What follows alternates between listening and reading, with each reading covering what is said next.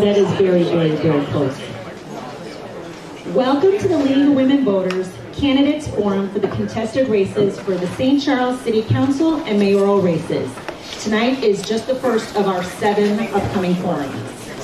I am Kelly Rotella, and I represent the Voter Services Committee for the League of Women Voters of Central Kane County, and I live here in St. Charles. First of all, thank you to the St. Charles Library for once again opening the doors for us and helping us in our mission to help educate voters in this election. And thank you to the AAUW for partnering with us on tonight's event. This forum Keep it close to your mouth, Kelly. I know that feels very, very wrong. This forum is designed to focus specifically on the contested races. I would like to take a moment to clarify what our empty chair policy is. This ensures that we do not hold forums in which only one candidate is in attendance. In the case of only one candidate's participation, the candidate will have the opportunity to offer a brief introductory statement of up to 3 minutes. However, we are very fortunate that tonight all the contested races are represented here this evening, so those statements are unnecessary. The candidates that are here tonight have all signed and agreed to the format and media policies established by the League of Women Voters, and we have proactively gathered questions in advance from our community and are also welcoming questions from tonight's audience. Please look for our volunteers. They are circulating and they have cards ready to go for your questions. The questions will be reviewed by our trained League members for clarity and relevance. While we may not be able to address every question during the time allotted, I encourage you to reach out directly to your candidates should your questions go unasked. This evening's event is being live streamed and recorded by Andrew Van Meter and Audrey Karff with our local Batavia cable access television station, BATV. The recording will be shared on the websites of the League of Women Voters of Central Kane County, BATV, and the Illinois Voter Guide. Our moderator for tonight's forum is Barb Wymans from the League of Women Voters of Wheaton. I think it's time to get started. Thank you, candidate or moderator Wymans.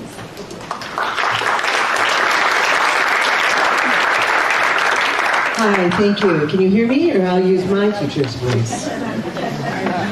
So, as Kelly said, I'm a member of the League of Women Voters of Wheaton and live in West Chicago, so I will not be able to vote for any of the candidates participating in this evening's forums.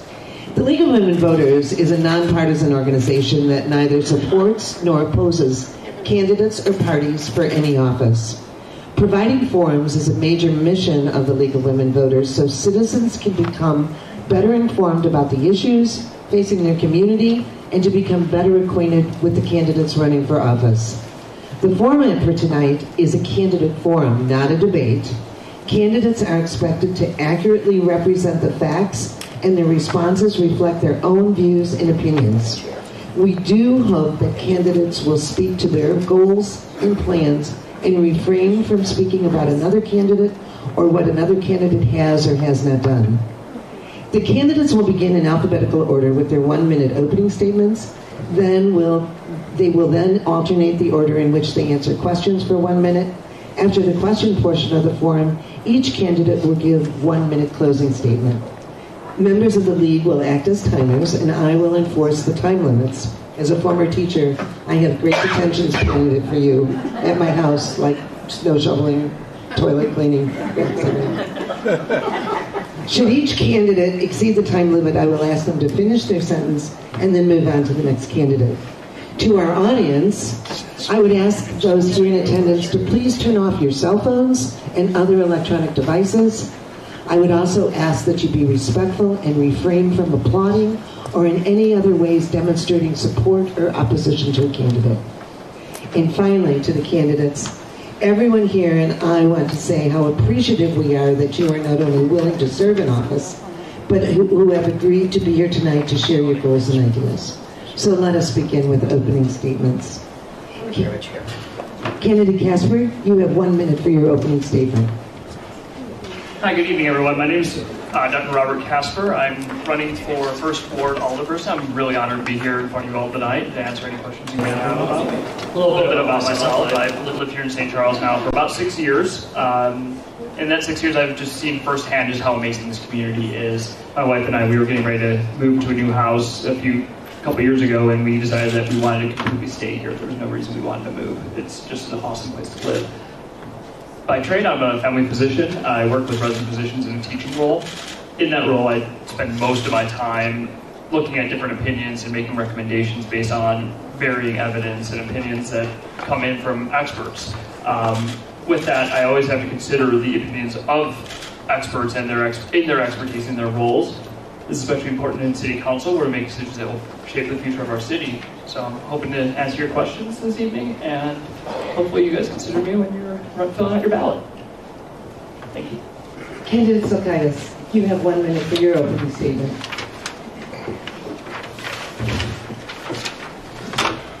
Okay. Good evening, everyone. My name is Ron Silkaitis, and I'm running for re-election as First Ward Alderperson.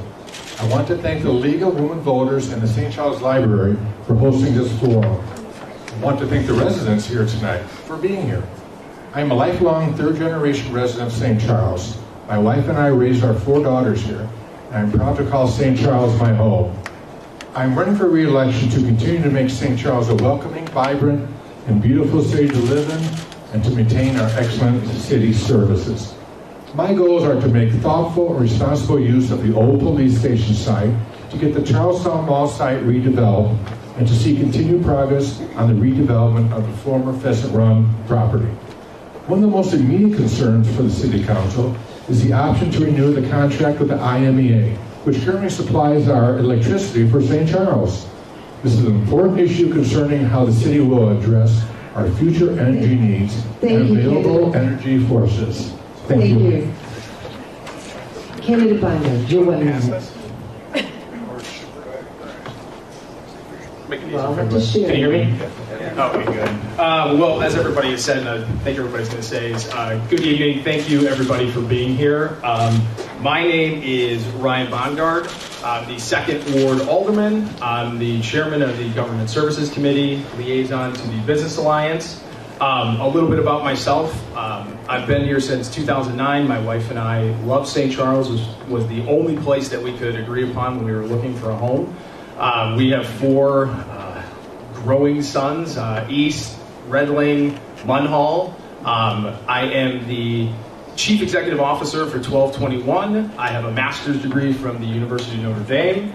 I am the president of the Kane County Baseball Association. I volunteer with Tri-City Chargers football, St. Charles Knights, and I'm extremely excited to be here. Our city is in a great place, but not short of obstacles and opportunities moving forward. I'm looking forward to gaining people's support in the 2nd Ward because there's still more work to be done. Thank you. Candidate Churchill, also for candidate for the 2nd Ward. Hi, my name is Angela Churchill, and I'm running for 2nd Ward Alderperson. My family and I have lived in St. Charles for roughly 25 years, with our children attending K through 12th grade. I'm a vice president of our HOA for roughly 10 plus years and a commissioner with the St. Charles Natural Resources Commission since 2019, as well as having the privilege of serving as co-chair on numerous occasions in the chairperson's absence. Additionally, I contribute to an NRC ad hoc team in an advisory role for the Dam Task Force. I'm a senior executive administrator with extensive experience working with C-suite executives, attorneys, and board of directors, which for me will translate into effectively managing the complexities of city government. I am running to effectively represent the interests of 2nd Ward, as numerous residents have encouraged me to run because they know I will get things done and are looking for change. I am deeply committed to promoting accountability and transparency within city government while also advocating for fiscal responsibility across all areas with efficient and smart spending. Thank you. Thank you. Candidate Lencioni, from the 3rd Ward. I don't know if this is on. Actually, can you hear me? I'm plenty loud. So, hi, my name is Paul Lencioni. I represent the 3rd Ward. I grew up in St. Charles. I've raised children in St. Charles. I've owned, operated, and sold a business in St. Charles. I've made sacrifices for the good of this community. This is my home, and I am so proud of St. Charles. You won't be heard on the recording if you don't speak into the microphone. Thank you. That's good information to have now. I'm an accountant by background. I've served on more boards, committees, and appointed and elected positions than anyone needs to hear about. I'm currently the chair of the Planning and Development Committee. I serve on the DM Task Force.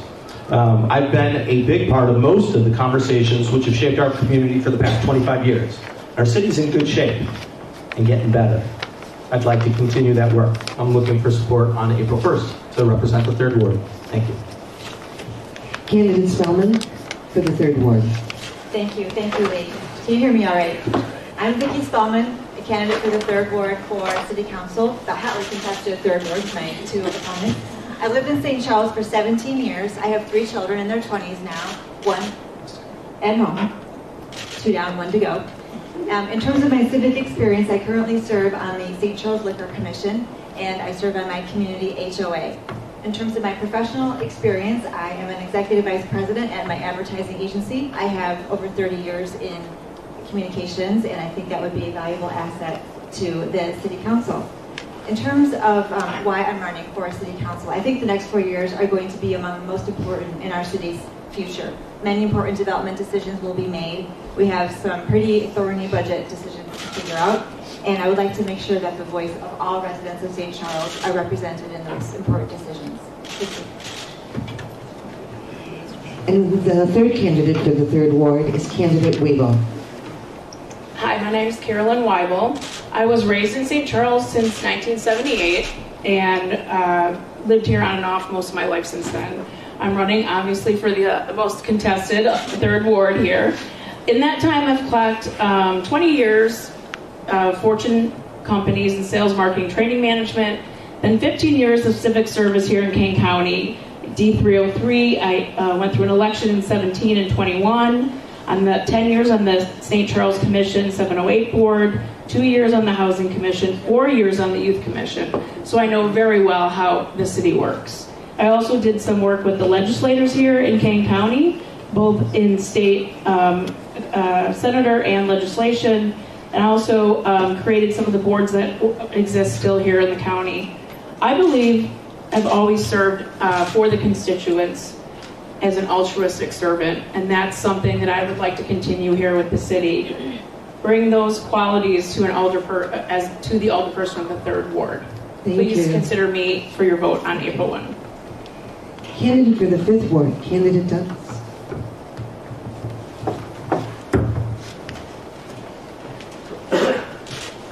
My name is Lauren Bubbles, and I'm running for alderperson in the 5th Ward. I've lived in Kane County for the last 20 years, in St. Charles for the last 9 years. I have 2 daughters, one who is a freshman in college in Boston, and another who is at East for high school. I love St. Charles, I love living here, I love our community, and I'm proud to come before you as a candidate today. I'm a former educator and community organizer, and I'm very passionate about giving back to my community. I've dedicated my life to helping others, and I'm running to meet the residents of the 5th Ward where they're at and bring local government and community opportunities to them. In my first few years as a St. Charles resident, I was teaching about an hour away. I would pick up my youngest daughter from Baker Station at Richmond and pick up dinner and then spend all night driving them to activities. So I did not have the bandwidth to get involved in local government and volunteer communities opportunities. And I'm hearing from many residents in the 5th Ward that they feel the same way. Thank you. And last but not least, candidate Weber for the 5th Ward. Thank you very much. First, I'd like to thank the League of Women's Voters of Kane County for putting this together, and obviously all of you for coming. Participation is so important for our election, so I appreciate you guys all being engaged. Me and my wife moved out here 21 years ago because we felt, and we still feel very strongly, that this is a great place to raise a family.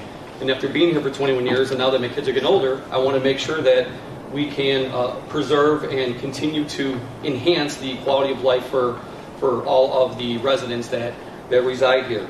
Currently, I've actually been in politics for 8 years. Prior to being on City Council, I was on Kane County Board.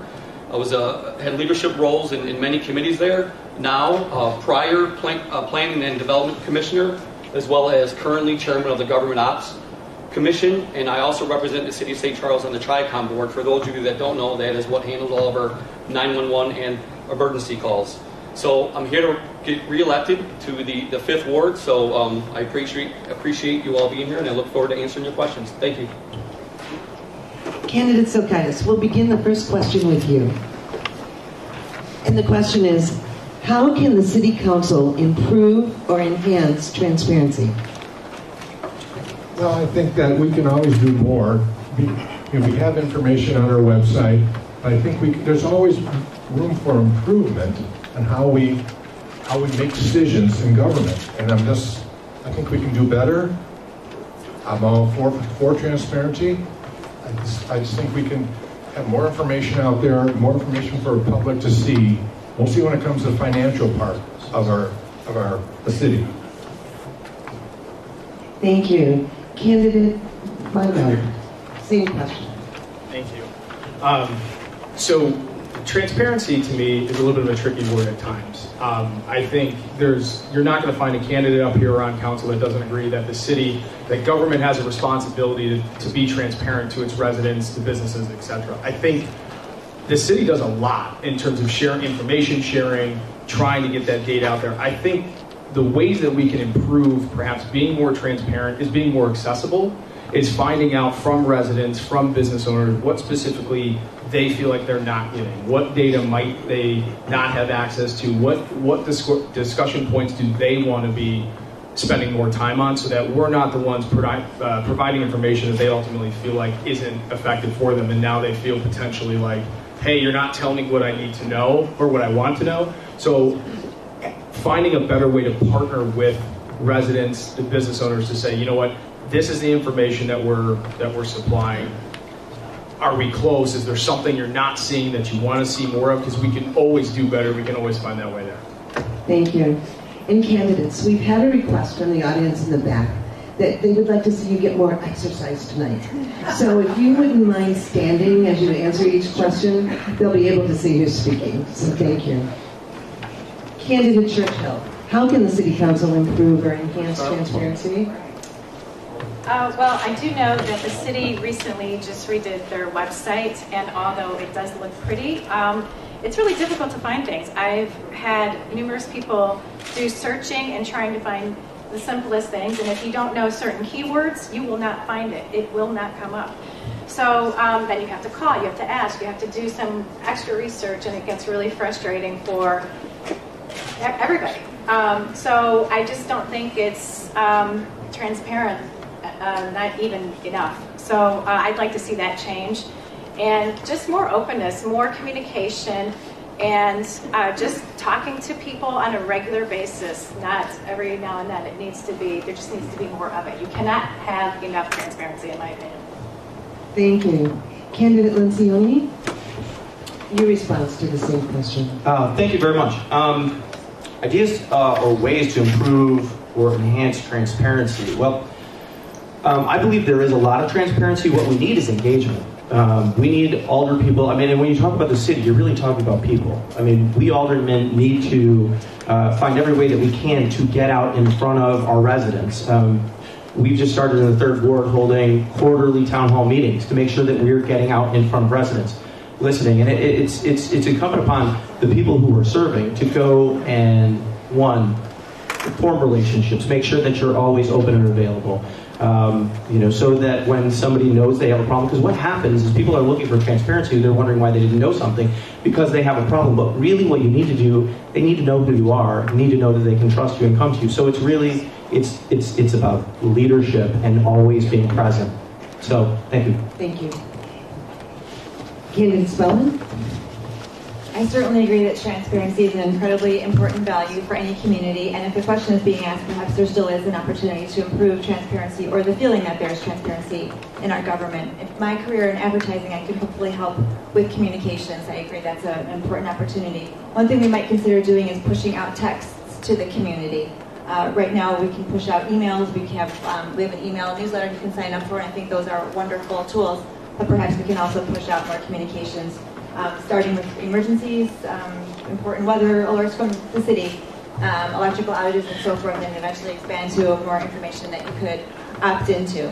We can do more with social media. I believe that we could also provide more detailed financial reporting and make that available, budget reporting, and make that available to the community. It sounds like even within the current city council, there's a request based on some recent meetings to have more detailed information from the budget office, and I would certainly be supportive of that. Thank you. Candidate Weibel. This is Carolyn Weibel speaking for those in the back. So some of the things, I mean, transparency is a great buzzword, leadership, collaboration, we've all heard those words. Some of the things we've done in the past with some of the other groups I've been elected to was hold coffee clutches or coffee chats open to any of the constituents that come talk to those electeds. But really one of the things that we found that was super helpful that I'd love to see with the city council once I'm elected would be to get some sort of collaboration with our constituents in small groups. So we had created in a different environment small groups, whether it be a business development group or a citizens group regarding different concerns. So that is something I would love to see brought on board so we have more interaction with our constituents directly. Thanks. Thank you. Candidate Duddles.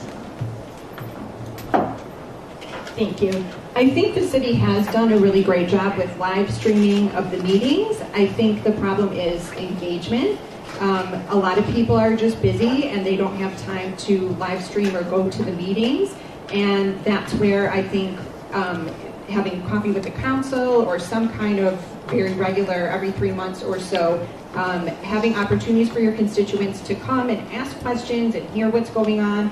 Many times people don't realize what's going on until the fence is already up and the ground has already broken for something, and they want to know more about it. So regular engagement with the constituents, I think, would lead to better transparency and engagement. Thank you. And Candidate Weber. So I don't believe that we have a transparency issue at all. Obviously, everything we do is public knowledge, right? Everything's publicly recorded. It just comes to how people are also getting that information. So Vicki Smellman, we talked about a texting service. Obviously, it's a two-way street. People have to reach out to opt into something like that to engage, but all the information is there on the website. I do agree that it's very cumbersome to find information sometimes, but it is all there. But as far as you have to be accessible all the time. When the constituent reaches out, you have to be responsive. If they call you, you have to call back. If they email you, you have to email them back. You have to be responsive to the constituents' needs. So I don't believe that we have a transparency issue. It's more just communication and how that gets out to all the different people. Thank you. Thank you. Candidate Bongard, we'll begin this question with you. Oh, I'm so sorry. Candidate Casper.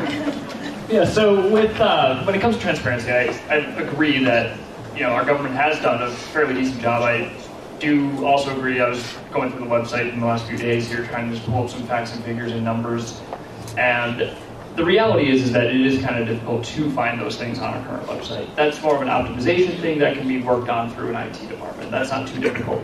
Working with our constituents is very important. I think having at least biannual, but I like the idea of quarterly, like the third word's talking about, with our constituents and really kind of hearing and seeing what you guys really want from us and want from your government.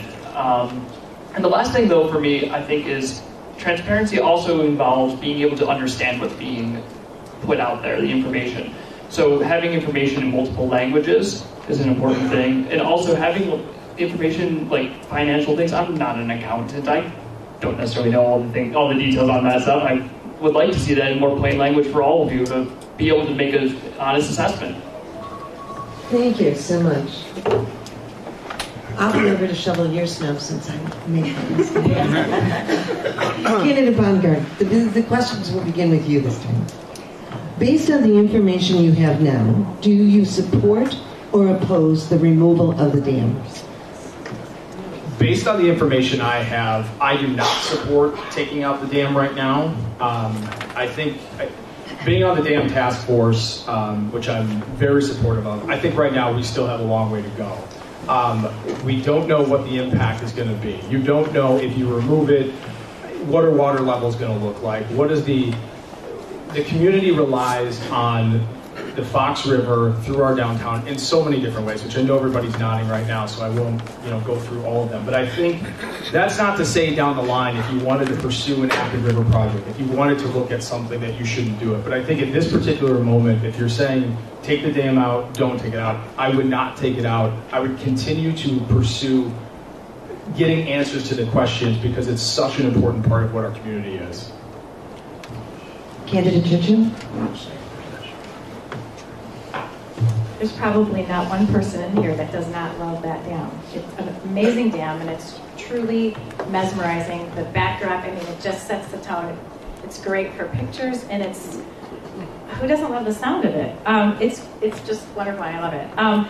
Being as in an ad hoc advisory role for the NRC, this is the first time that I can publicly speak about it. So it's very interesting. But what I would like to do is I would just like to reserve any type of formal comment because as far as I understand, the Army Corps of Engineers is going to be doing another study to address the questions that the task force had. And I would like to have all of the information to make an informed decision at that time. Thank you. Candidate Lencioni, based on the information you have now, do you support or oppose the removal of the dam? Well, let me start by saying we have collected a lot of information, and we're taking on really good work, and we've learned a lot about our river, the condition that it's in, and we're doing really good work to better understand that as stewards of the river.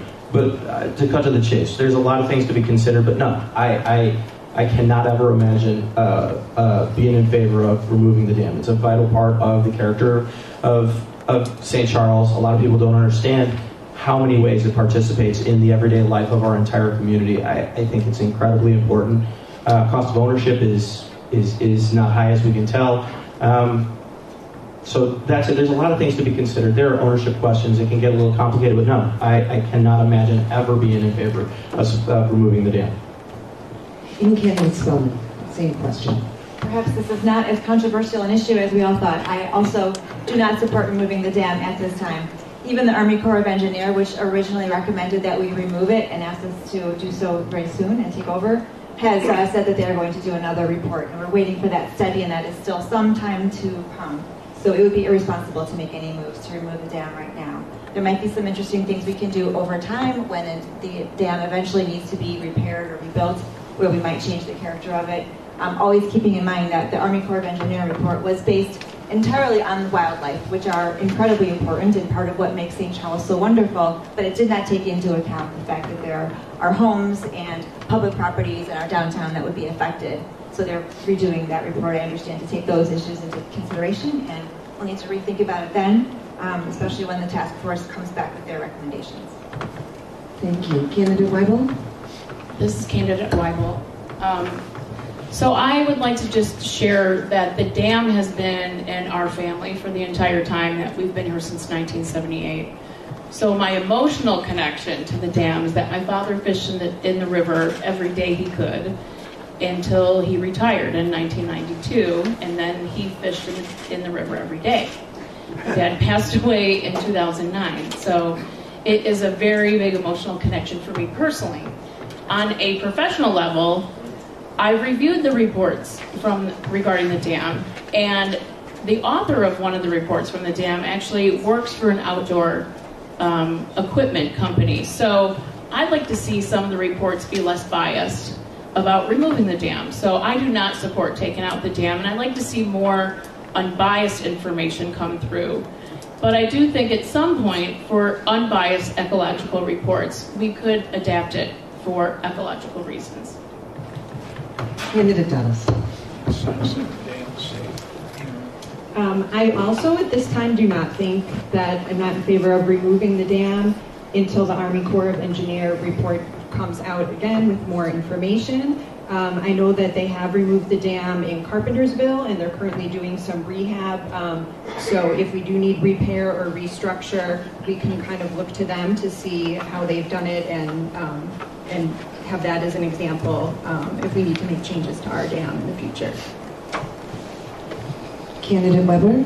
I don't have a lot of original new information for you, but I do not support currently removing the dam. In my opening statement, I mentioned quality of life. That the river provides a lot of quality of life concerns for a lot of people that live in town. And even if the Army Corps of Engineers made a recommendation that we were to remove the dam, they're not responsible for the quality of life of our citizens, and the reason why a lot of us have come to town. we will be the ones that make the final decision. We're not going to let some other government entity decide what's best for us. So currently with the information, I do not support moving the dam. Thank you.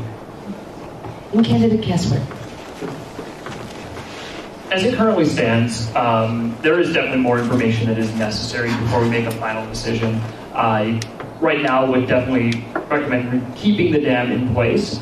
That being said, I believe that there may be some opportunities in the future, especially as the dam is aging. If it does come time for repairs, if there's major work that's recommended if we were to keep it in place, is there a way we can balance both the character of having that as well as the ecological and recreational possibilities? So this is kind of a non-answer, I guess, but at the same time, I really think that we need to have more information before we can make an educated assessment of what is necessary. Thank you. Candidate Subkais. Thank you. It's kind of a tough decision. I understand the dam. I mean, I've lived here my whole life and it's been here. But I'm leaning toward not removing it. But there again, there's still more information that needs to come out from the government and before I can make a final decision. So, you know, it's kind of like, yeah, I would, I guess I would say at this moment, I'm leaning toward keeping it. But there again, I may change my mind after I get more information. That's what we got to do. As a city council, we got to look at all the information and make an informed decision. Thank you. Thank you all. Candidate Churchill, the next question will begin with you. And the question is this. How do you propose the city manage current parking issues with downtown development? Once again, I'll just repeat for everyone. How do you propose the city manage current parking issues with downtown development?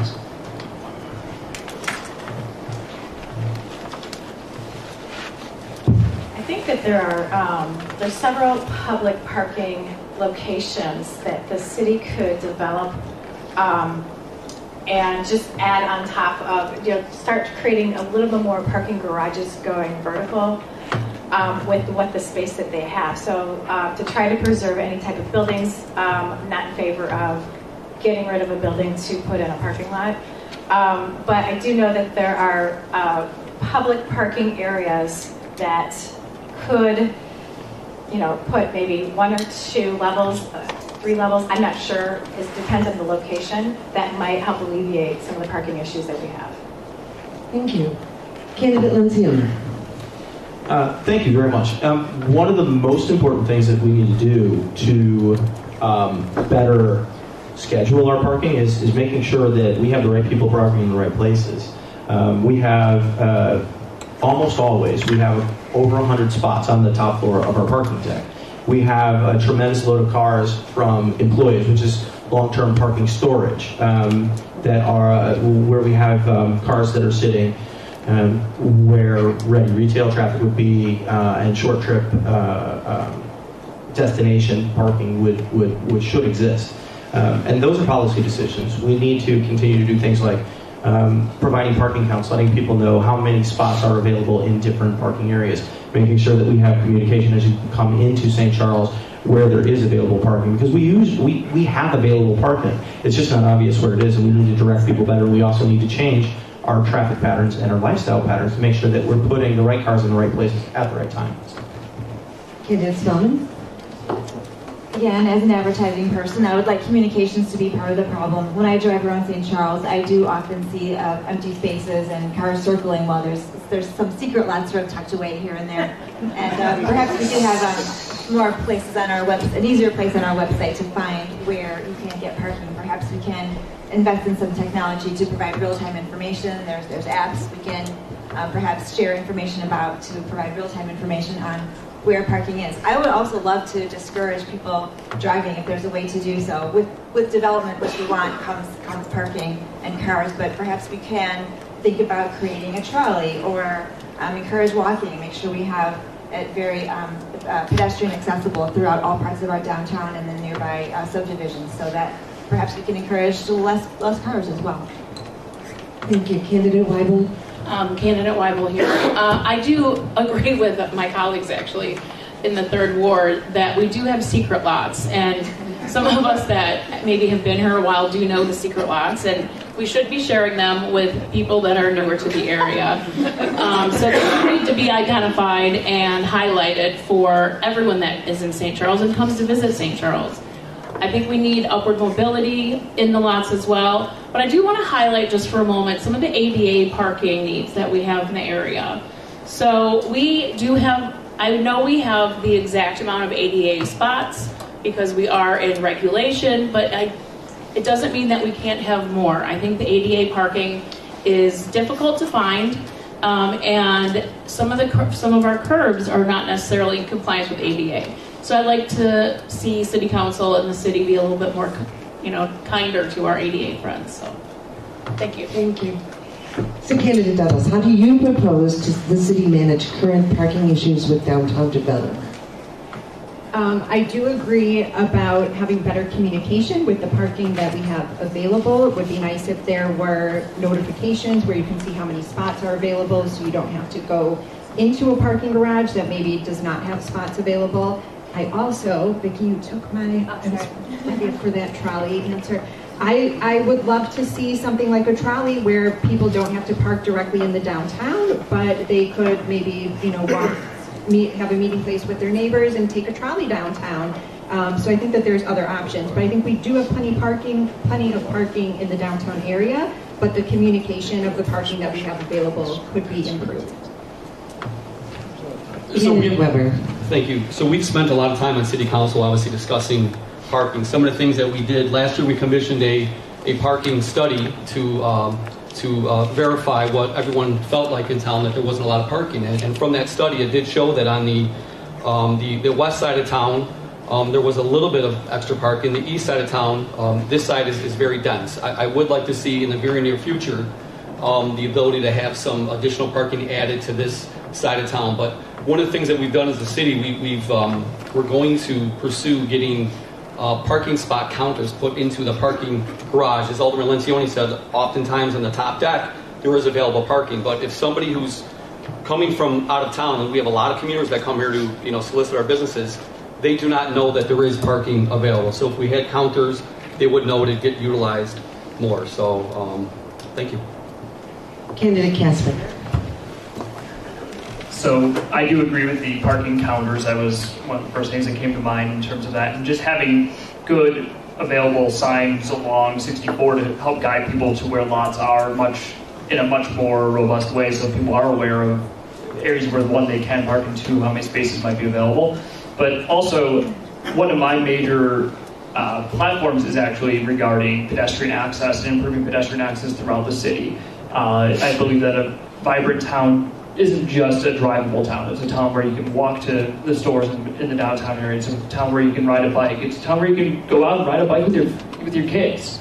It's a place where we can get to where we need to go, but also have the availability for people to be getting there however they need to, if it be driving or walking or bike or whatever.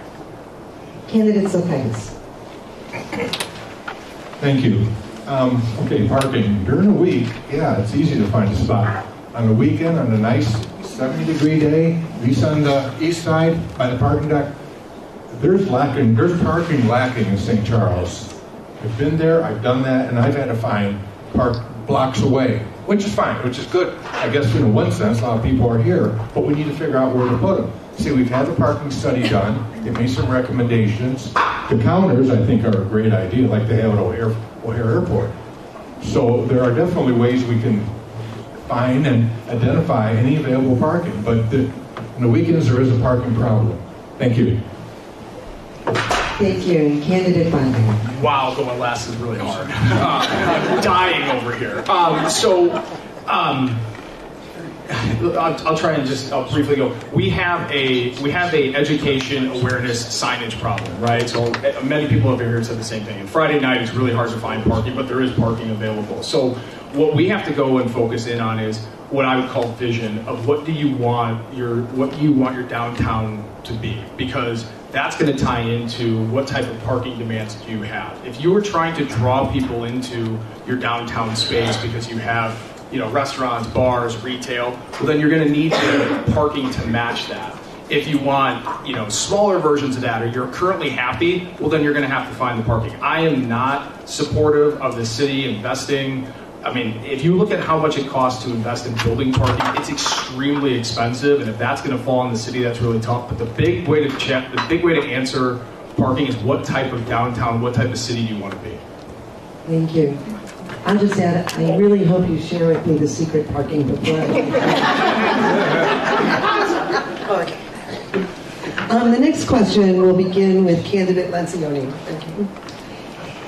Do you support the early renewal of the city's electric contract to 2055 by the April 30th, 2025 deadline imposed by the Illinois Municipal Electric Agency? The IMEA contract. I don't support it. I don't oppose it because there's too much that we still have left to understand. If, let's just say, regardless of IMEA, if we had amazing electricity that was very responsible and reliable right now, I would sign a contract for it.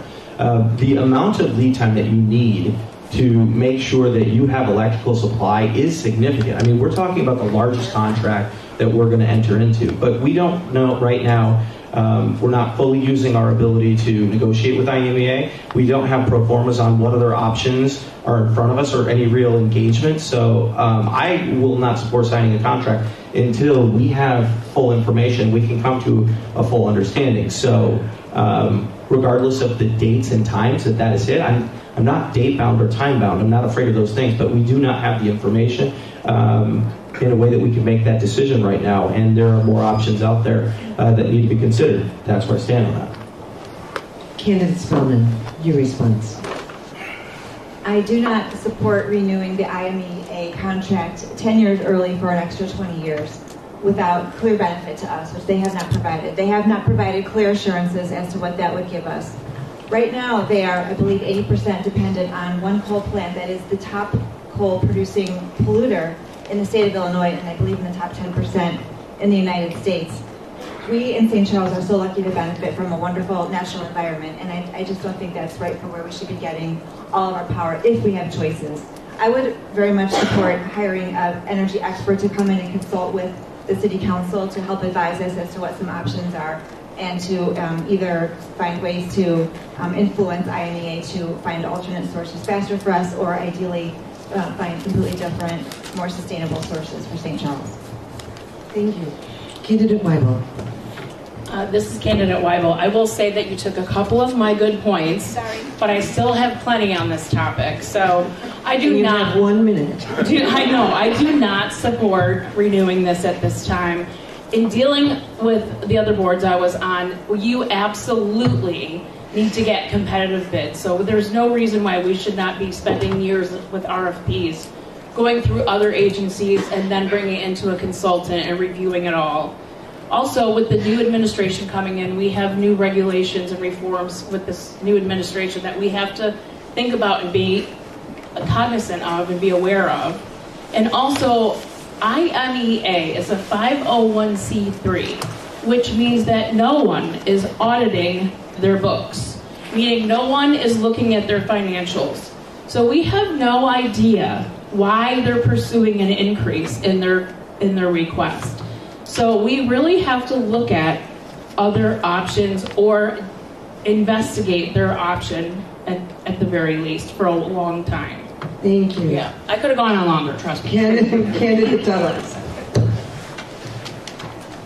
I also agree I would not be in support of renewing that contract right now. And the League of Women Voters did an amazing forum a couple weeks ago where we heard from different people in the energy industry. And there are other options out there that I think we need to explore and really see what's best for St. Charles at this time before we sign on contracts.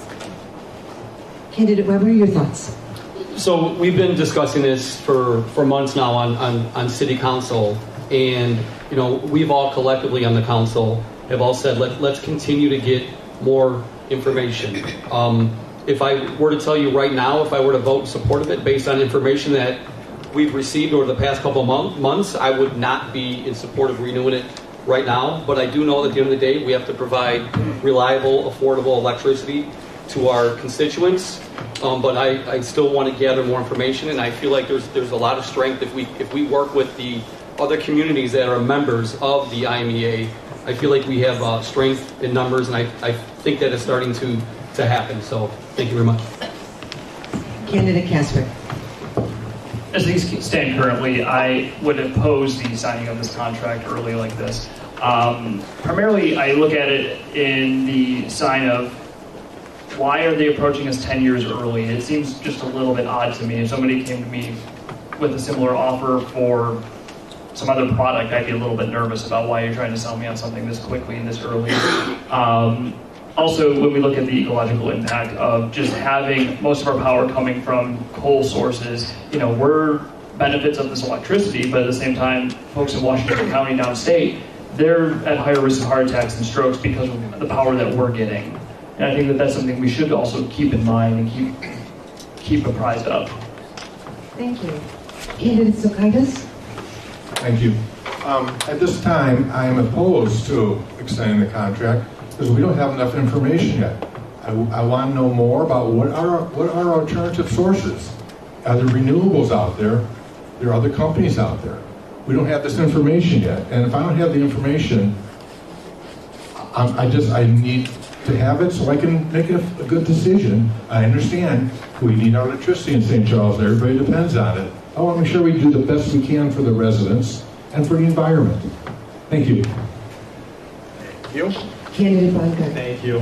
So I mentioned earlier that I am the chairman of Government Services, so probably the one person in this room who could say I've been on this for quite a while with city staff. And the obvious answer is no, given the information that we currently have, given the questions that council currently has, doing a contract renewal is not in the city's best interest. But again, you're going to have to go back as a council, as a community, because we were all in this together, to decide where do you want to get your power from. If IMEA comes back and says, yes, we can meet all those standards, would that change your opinion? If it's finding the best deal, if it's guaranteeing a particular energy mix, those are questions right now that as council, in elections, in just community involvement, we have to step up and have those conversations. So I'm not in favor, and this is the same message I shared back in, this was March of last year, of getting this asked. We are so far away to having answers to these questions that we have to pursue. Thank you. And Candidate Churchill. IMEA, oh boy. So IMEA wants St. Charles, along with Winnetka and Naperville, to sign a contract 10 years earlier than it's supposed to expire. Normally, you're supposed to give a 5-year notice. They want to have us sign now. They want us to sign right now. The other towns are not doing anything right now. They're hiring people to answer some of their questions, and they told them they're not going to sign. If we don't sign, we still have a contract with them for 10 more years, so nothing changes. We will still have plenty of time to review other options that will be better than what we're getting right now. The new contract that they want us to sign will lock us up into the year of 2055. We can't get out of that contract, not without paying a lot of money. So it's definitely no, we should definitely not ever sign that. No. Thank you all. The next question is going to start with candidate Spellman. And the question is, many residents are concerned and complaining about their increasing water bills. Why do the bills keep rising, and what can be done about this? We all love living in St. Charles, don't we? It is a beautiful town. It is an old town. And so we have big infrastructure bills. It comes with the territory. And unfortunately, there's a lot of infrastructure repairs that are coming up soon for us. And that is one of the biggest issues facing City Council in the next 4 years. There are some really thorny budget issues to determine to pay for major sewer and water upgrades. So they just have to happen. If we postpone them, eventually we'll have even bigger bills. And we need to take care of our infrastructure in order to continue to attract business and to take care of our people. So it is unfortunate that our bills are high. If I am fortunate enough to be on city council, I will do everything I can to try to help the council, working with city staff to find creative solutions to managing the budget to be able to pay for these essential services in the most efficient way possible, but they probably are what they are to a large extent. Candidate Weibel, same question.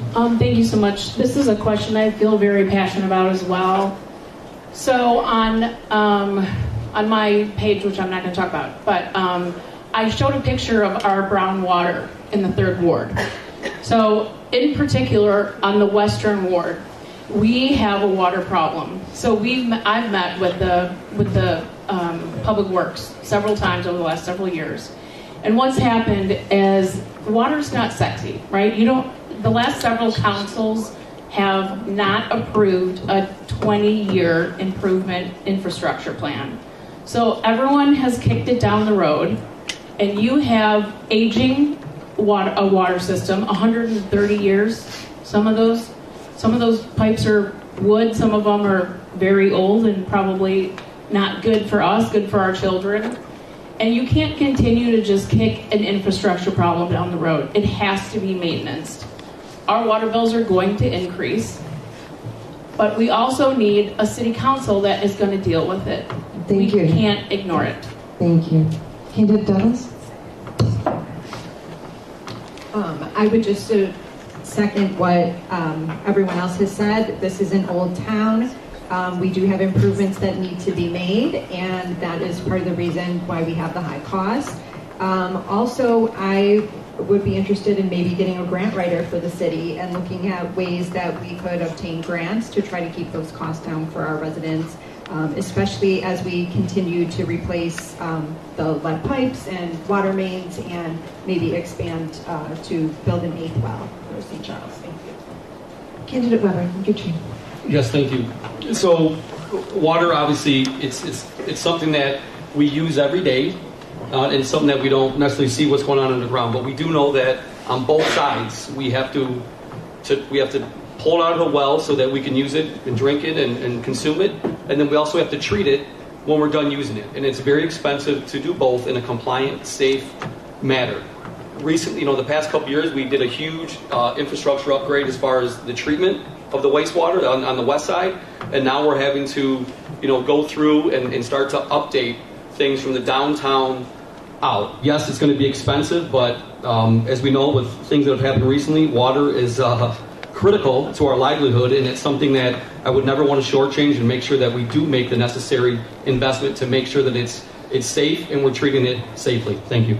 Thank you. Candidate Casper, many residents are concerned and complaining about their increasing water bills. Why do the bills keep rising, and what can be done about this? Well, as has been said across the board here, one, the infrastructure is aging throughout the city. I have seen multiple repair projects that have been ongoing through my ward in recent months since I've been here, just making my way around. I lived in the west side previously, and at that time we had issues with water quality that was just consistent.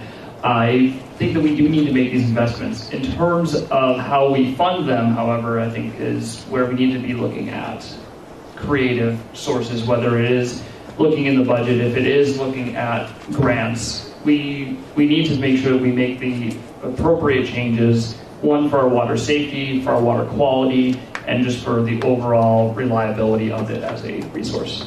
Thank you. Candidate Zokaitis? Thank you. Our water bills are high. My water bill's high, and there's just 2 of us living in our house.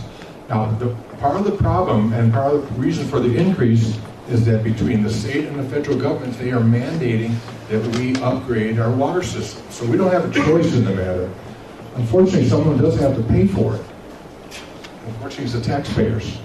I understand that, and I'm always, last year we discussed a rate, we're going to raise them higher. We cut the rate down a little bit, but eventually we have to repair our infrastructure. So I'm all, something we got to do, and we're going to have to take care of it one way or another. Thank you. Candidate Bungay. Thank you. With 4 growing sons, water's a commodity in our house. this is an easy one, and I'm going to go back or tie this into when we talk about transparency. If you follow city meetings, if you follow the reports, you know the answer to this.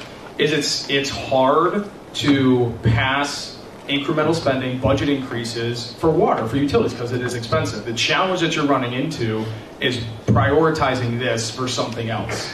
That's what it is my costs keep going up. Yeah, because we're not addressing the utility the way that we need. It keeps getting more costly, having a challenge of funding it the way they want to. So it's going to boil down to city council, city staff saying, all right, is this the year that we're going to really get serious about this, put it at a level to fund it so we fix it once and for all, or are we going to keep moving down the line? That's the reality. So how do we fix it? It's the next city council getting serious to say this is the priority, similar to what we did with our roads across town. Thank you.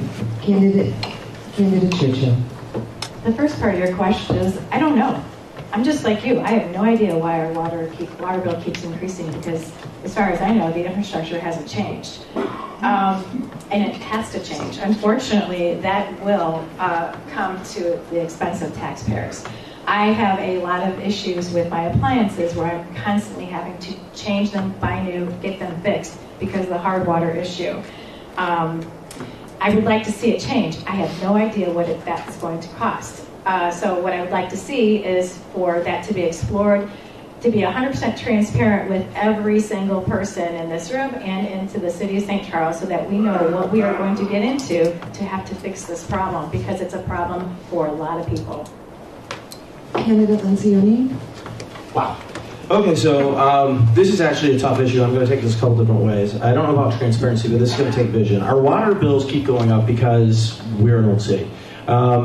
But how did we get here is one great question. So the last city council has really taken on our finances. Before this, we were incurring more debt. We weren't running within our budgets. We weren't showing transparency. Since I've gotten on city council, I've been pushing to get at least quarterly finance meetings so we can talk about the finances. Because one thing that I don't want to do is tax the current residents for things that we should have been paying for 40 years. And I don't want to fix everything that's going to then provide benefit for the next 40 years. We all have to pay our share, and it's going to take vision to figure out how to incrementally improve our city. But with that, some of the best ways to improve it are continue to invest in our city till we're attracting people who are reinvesting in our city. Make sure that we are a lively city. 25 years ago, our downtown was nearly dead. People weren't reinvesting in their properties. But right now, I mean, we've all seen what's happened to our property values. St. Charles is in a great place. We have to have the vision to keep going in that direction with vision, step by step.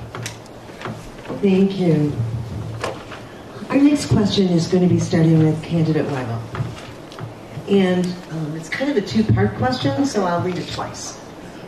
Given potential federal budget cuts and legislative action by the Illinois General Assembly, how do you see city government responding to cuts that may impact our community?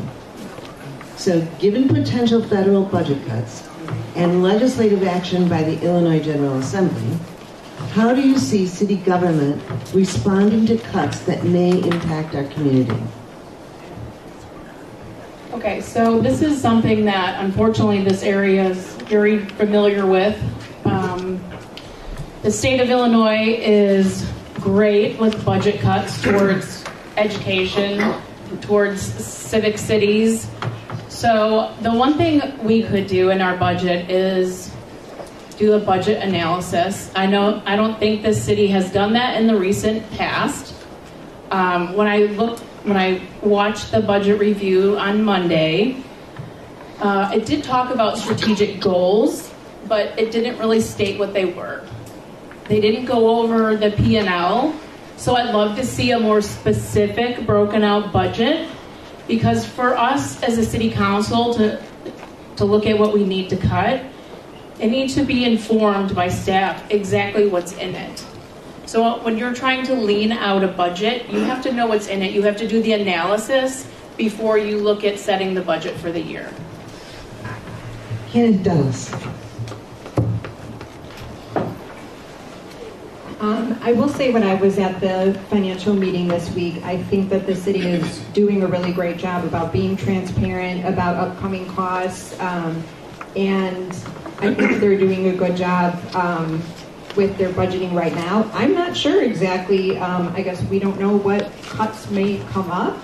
So I guess we would take it as it comes and see what alternatives that we have for that.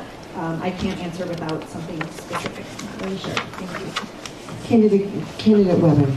Yes, thank you. So, one of the things that the state has done to us is, they pass along a lot of these unfunded mandates. One of the unfunded mandates would be, at a state level, would be, telling our police force that they have to have body-worn cameras. Obviously, that's a safety thing, and obviously we follow through and make that happen. But then we have the federal mandates where it's lead line replacement, which will be, north of or about $100 million that federally they're mandating to us that we have to figure out, and that ties into the whole water infrastructure discussion. But then locally too, at the state level, we used to get 10%. We used to get back of local LGDF, local government distributed funds. We used to get 10%. Currently, we get 6.16%. So we have to continuously fight the state to get revenue that is supposed to be ours. Thank you. Candidate Casper.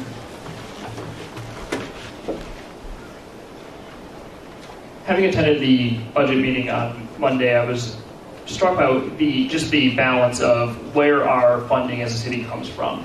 I think that there is a large amount of our budget that is dependent on these outside sources. So when you do see a cut coming from either a federal or a state level, that could be a major detriment to our community.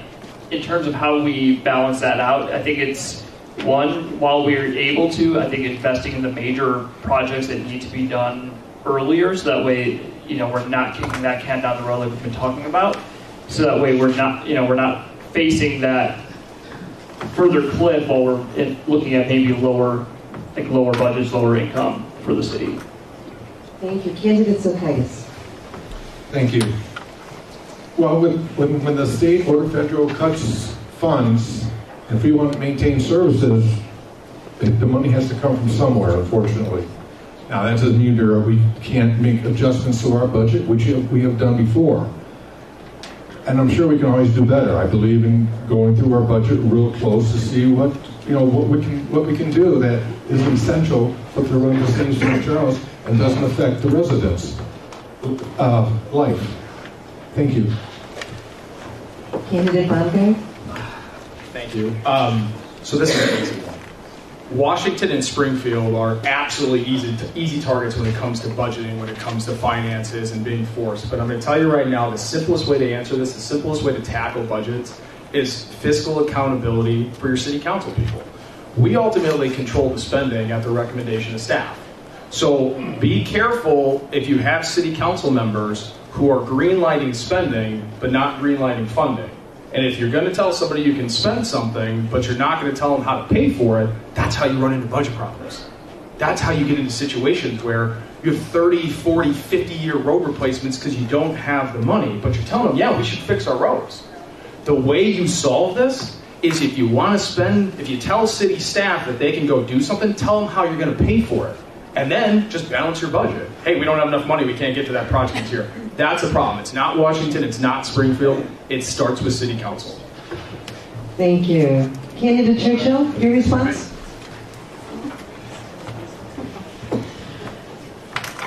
With regards to budget cuts, I think you would just pretty much treat it as if you would do your own household. What you do is you cut out excessive spending.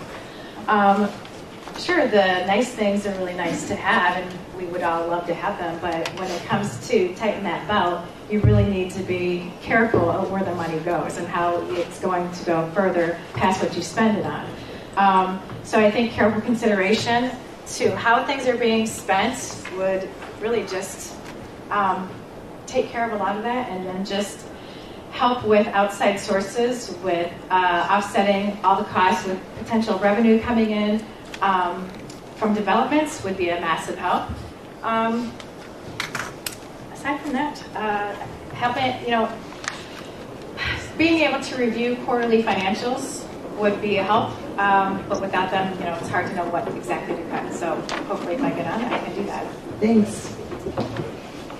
Candidate Lencioni. Thank you. It's just going to keep getting harder. there's going to be less to do more. Our pensions are eating up more of our budget than anybody would have imagined 20 years ago. We've done a good job at controlling costs recently, and we've even been repaying debt because our debt capital structures have been out of whack. But it's just going to keep getting harder. There's going to be less funding. We kind of have to come together, and it has to do with, we're going to have to make some hard cuts. We're going to have to realize, this is an absolutely great town. We don't know how often we get everything we're looking for and everything that we've asked for, and we have to, one, be responsible at where we're levying our taxes, and inflation's real. There's going to be increases, but with that we also have to look at cutting and just take a hard look at how do we tighten our belt. We've done a good job, but we can do better. And candidate Spellman. Thank you.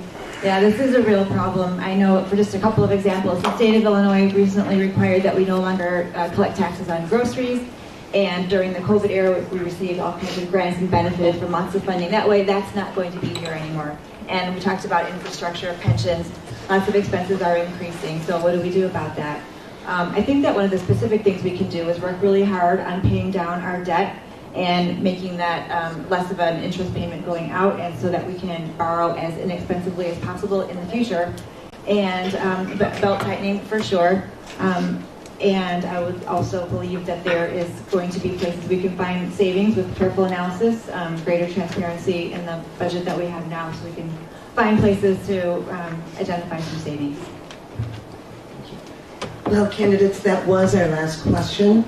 And so it's time now for closing statements. Candidate Tuttles, you have 1 minute for your closing statement.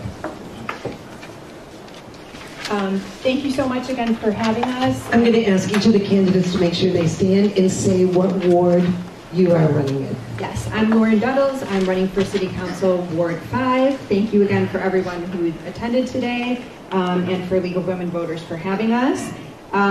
I am running because I'm very passionate about St. Charles and trying to get people involved and engaged in local government. The more I talk to people, I've run into people that don't know what ward they live in, they don't know who their alder people are, and they don't know what's going on in St. Charles a lot of times until it's already happening. And so I would like to engage with the voters and the residents of Ward 5, have regular coffee with the council and things like that. To listen to them, hear what their concerns are, and explain what is going on in the city. Thank you so much. And candidate Weber, another candidate from Ward 5. Yeah, so Steve Weber, I'm here seeking re-election to be 5th Ward Alderperson. I love this community. There's nothing I don't like about it. Obviously, we have issues just like anywhere else, but this is a great place to live. I recommend so many people to move here on all my business travels. I always talk about St. Charles. I love the entrepreneurial spirit that we have here. I love the engagement from all the constituents. This is a very active community. I talk to a lot of other communities in my day-to-day business, and I'll tell you that St. Charles is very unique as far as how much people care in this city. So with that being said, I would ask for 4 more years of support. We have more work to do, but things are going pretty good in town. So if you live in the 5th Ward, vote, get your neighbor to vote, and win with Weber. Thank you. Candidate Casper from Ward 1. Yes, hi, I'm again Dr. Robert Casper with Ward 1. I want to take a moment to thank the League for hosting this event, the St. Charles Library for giving us this beautiful space, and then for all of you for being here. Really, this has been an important discussion, I think, about the future of our community. It's been a privilege for me to have the opportunity to share my vision for St. Charles and to hear from what your concerns are. Again, as a family medicine physician, I'm an educator. I know the value of listening, collaborating, making thoughtful decisions. If elected to council, I will continue that same approach. I want to make sure that this is a town where families are able to thrive and businesses are able to succeed. I believe in a city government that is transparent, responsive, focused on practical solutions. I'm committed to making informed decisions that reflect the needs and priorities of our community. I hope that I've earned your confidence this evening, and please remember to vote Voting starts March 7th and election date April 1st. Excuse me. Thank you. Another candidate for Ward 1, candidate Silkaitis. Thank you. My name is Ron Silkaitis, and I'm running for re-election to the First Ward of St. Charles. Again, thank you to the League of Women Voters and the St. Charles Library for hosting this event. During my time on the City Council, I've always had the city's best interests in mind. I vote according to my conscience, and I'm not afraid to vote no on any agenda item, even if I'm the only no vote. I'm a firm believer in ethics and fiscal transparency in government operations. What I bring to the table is integrity, passion, and experience. Integrity, to always work with the best interests of our residents and our city. I value residents' input. I have a strong passion for the well-being and the future of St. Charles. My years of experience in the City Council have given me the ability to make informed decisions, propose viable solutions, and to learn what works best for our community. If re-elected, I will continue to serve our residents in a respectful and responsible way. Thank you for your support, and I ask for your vote on April 1st. And as someone else said, early voting starts March 7th. Thank you very much. From Ward 2, we have candidate Bongard. It's good that everybody reminds everybody at the same time. Again, thank you so much to the league, and everybody coming out tonight. St. Charles is a great city with a great deal to be thankful for. Just look at the potential candidates you have to choose from. That's important because council is a team. Yes, we're individual representatives, but collectively we are one body. We need individuals who bring people together, who know how to talk to everybody in the room, and I believe my record shows that I'm that type of person. If you look at the last 4 years, there's no question the arrow is pointing up for St. Charles. We've reduced our debt obligation, record high industrial and downtown occupancy, exciting new investment across town. Our east side's never looked as good in the 15 years I've lived here. We absolutely have big questions ahead of us. We need people who have demonstrated the ability to get things done, who know how to work as a team. That's why I'm running for another term. I look forward to having your support. And the second candidate from Ward 2, candidate Churchill. I want to thank the League of Women Voters for having this forum and thanking everyone who came out to listen. There's a lot of collaboration waiting to happen for progress to move forward. Please visit my website, churchillstc.com, for much more information. If you have any questions, please reach out and let me know and let me be your voice. Thank you for all your time. I look forward to working with everyone and will appreciate your vote to allow me to do so. Again, my name is Angela Churchill, and somebody please add me to your email list texting for the secret parking places. From Ward 3, who has the secret to the parking places? First of all, I want to apologize. Lencioni. I want to apologize to Angela because I think I've nearly every time forgotten to give her the microphone back. But first, thank you all for being here today. It's an honor to be here with you. Paul Lencioni, I'm running for re-election in the 3rd Ward. The things that make me a good alderman are that I never stop working to bring this community together by listening, by building relationships, and by seeing the truth of both the hard decisions which must be made and the compromises which are sometimes necessary. It's a hard job, and it's even harder when you keep an open mind and remain willing to see and commit to the biggest truth, that this is all of our home together and that we're not opponents, we're neighbors. So I'm seeking re-election on April 4th, and I'm looking for people's support. Also, because I have a second, one of the best things that we need to do to solve some of the budget crisis, we need to become net importers of tax growth, and that is investment in the business community and growing our brand as St. Charles. Thank you. Another candidate from Ward 3, candidate Spellman. Thank you, Vicki Spellman, Ward 3. Thank you, League of Women Voters, and all of you engaged citizens. I just want to point out this is the League of Women Voters, and there is one woman on St. Charles City Council right now, so feel free to lean towards electing women to City Council.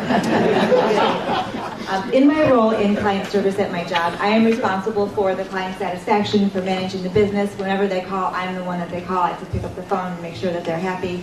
I would look at my constituents as my clients. I am trained like a Pavlov dog to answer my phone, respond to the text, get back to people right away. I will be extremely responsive. That's very important to me. I will figure out a solution to your problem, or I will tell you who can solve it and how long it will take. And that's it. Please vote for Vicki.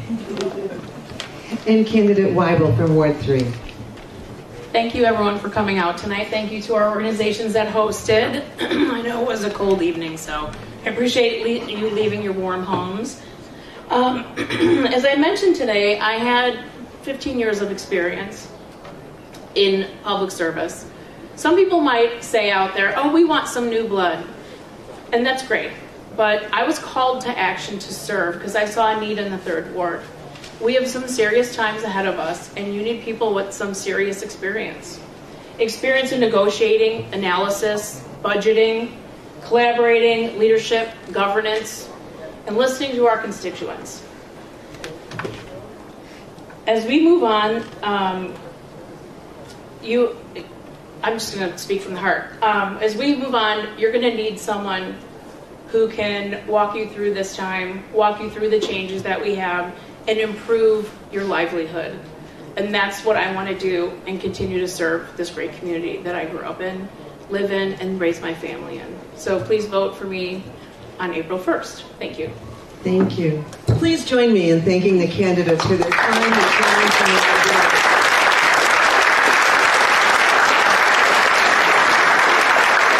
There is going to be a short pause while we set up for the mayoral forum. And just a gentle reminder, no campaign literature or buttons should be distributed in the forums or warrant.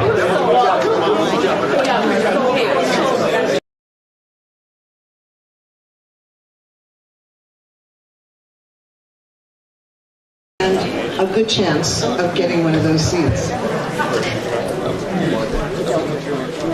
As I was introduced before, my name is Barb Lymans, and I'm from the Wheaton League of Women Voters. And I live in West Chicago, so I will not be able to vote for any of the candidates tonight.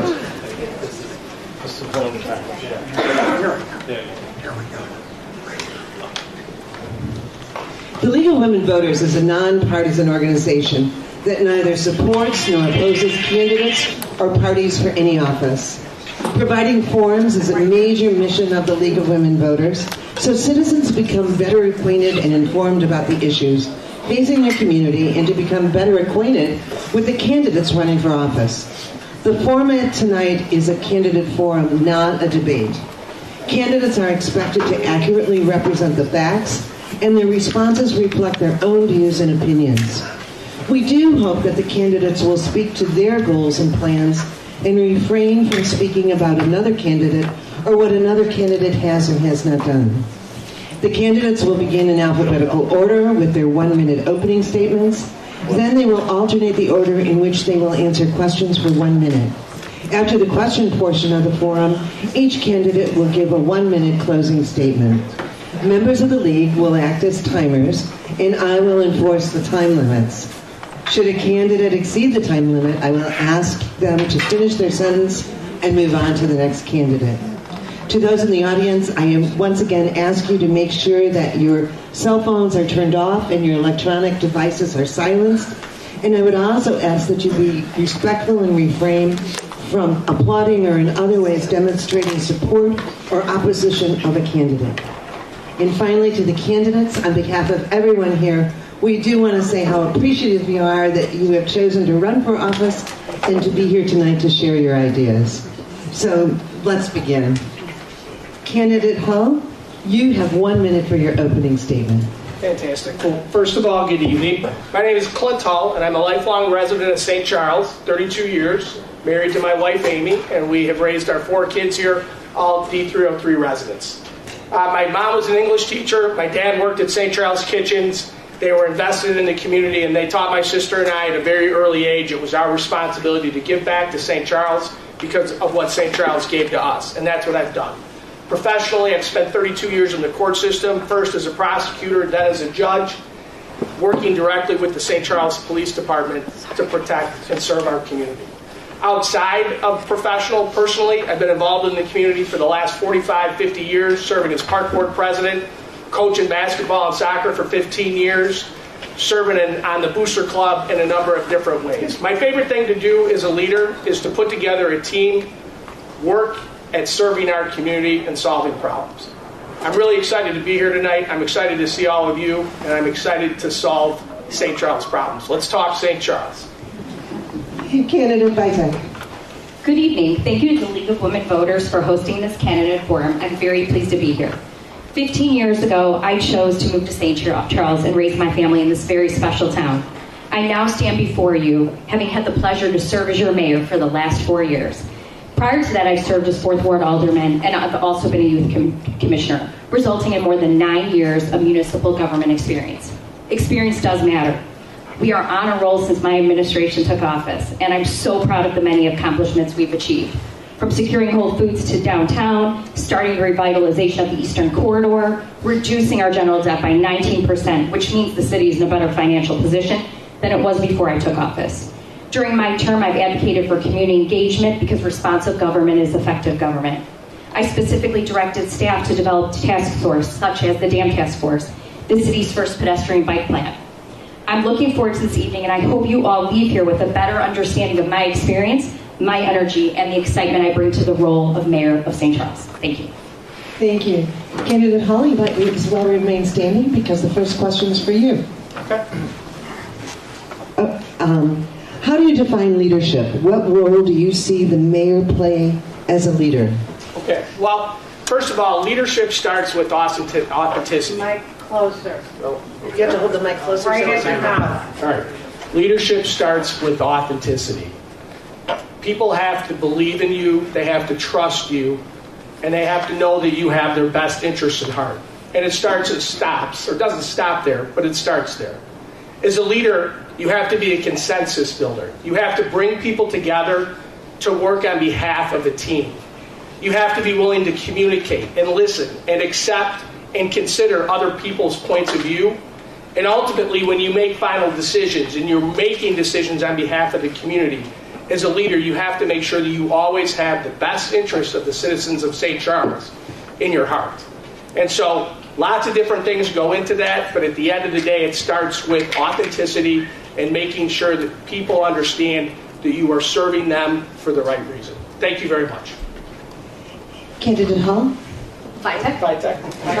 Yes, I'm Laura Vitek. I'm from West Chicago. Look at that. Being a leader is exactly what I've been doing in my role as mayor. As a leader for the city, you have to set vision. You have to be confident. You have to be proactive and be comfortable in that vision setting and set a direction. I, most of the time, will never vote. So I do need to talk with my council members, and that's what I've been doing for the last 4 years. And 4 years as an alderman, I served in that role under a leader. So I learned how that leader and the other leaders before me have led. So you need to be okay with stating an opinion, but also bringing other people along as well. Obviously, the job I have is what is in the best interest of our residents and businesses. And I'm trying to lead the city forward to make it a better city for all of us, and including my family. Thank you. They're providing you cue cards. Thank you. Candidate Hall, how would you promote diversity in our community? So are we switching? I thought that the rules said that, I'm happy to answer the question, but I just answered the last question first. So I think it's me. Yeah. We're going to get back onto my chart, so we're going to cheat a little bit here, and you're going to go first again. All right. Absolutely. As the teacher, I get it 100%. I was going to say... listen, I know you talked about... I control those timers. Well, asking a lawyer to do anything in a minute is difficult. So would you mind repeating the question again? Sure. How would you promote diversity in our community? Well, so first of all, as the chief judge, it was my responsibility to always be promoting diversity in the court system. And as the mayor, I would do the exact same thing. It's important that our community, that everybody feels welcome, that we're inclusive, and that we have a diverse city council and city staff. The way that we do that is first of all, being aware and knowing where we're at and seeing where we have gaps. The Equity and Inclusion Commission that was commissioned by the City Council in 2023 is a fantastic place to start. That's what they're helping us do. But when I go back to my experience as chief judge, what we always did was we had to look, we had to see where there were gaps, we had to figure out how to take action to fill those gaps, and that's exactly what I would do if I was elected your mayor. Thank you. Thank you. Candidate Vitek. Yes, I'm glad Clint brought up the Equity Inclusion Commission. That had started under my administration. and was something I had great passion for.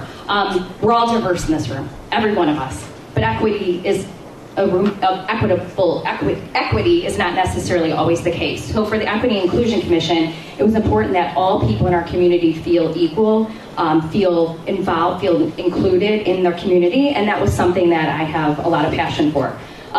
Through that commission, we've done a lot with ADA accessibility, and if anyone was at City Council meeting on Monday, you heard one of our commissioners, Trudy Nickel, talk about how the buildings lack ADA accessibility. That's huge for a group of individuals with special healthcare needs that sometimes often doesn't get the same treatment, and that is a diverse population. So mainly I think that I've shown that through my administration developing that commission and really working through some of the tough questions and tough conversations has been something that I've prioritized. Thank you. Candidate Vitek, the next question is, under what circumstances do you feel that it is justified for the city to give public land to private companies at no cost? That's a really good question. I know it's sticky for a lot of individuals. We have done this before in the history of our, in the history of St. Charles. We don't necessarily do it without a cost. There has been space given for parks, and that's through the Park District. For the city, we do recognize the benefit of some public land being for better pedestrian, bikeability, and walkability. So in those cases, for our community to be better to get around, that case, it is important, I think. We've done a lot with some looking at public land at the PD, which we're currently doing and getting community feedback on, and we have before, and we've learned a lot of lessons there. Doesn't mean we wouldn't ever do it, but I think it has to be the right project, best interest of the city, St. Charles, best interest for our residents, businesses, and you have to also understand that sometimes when you do that, it does provide a greater economic benefit than if you had not. Candidate Hall. Okay, this question is directly referred to First Street in the city of St. Charles, closed down a block in order to benefit one business. I was completely opposed to that. I agree, there are times when it's a good idea, park districts, school districts, but when you're talking about listening to the residents of the Fourth Ward, when you understood the issue that closing that street was going to cause to them, when you ignore those concerns and instead block off an entire street for a business without any compensation or very minimal compensation, I am opposed to that. So ultimately, again, I agree that when we had COVID, absolutely makes a ton of sense. But outside of that, in a very limited situation, would we ever, or should we ever, take away and give public land for the benefit of a private agency? So that's where I stand. Candidate Hall? The next question. No, I'm sorry. So you're back on Hall. Yep, you're back there. What is wrong with me? All right, Candidate Hall. With respect to ethics, how do you address developers who hold contracts with the city and wish to donate or do donate to public campaigns? Okay, well, again, first, when we talk about ethics and we talk about transparency, it's very, very important to make sure that everybody is upfront and honest when you understand that there are businesses and people that are contributing to campaigns, and then what those candidates are doing and acting on. As a judge, one of the things we always had to do is we talked about having to recuse yourself when you believed that there was a conflict of interest or there was even an appearance of impropriety.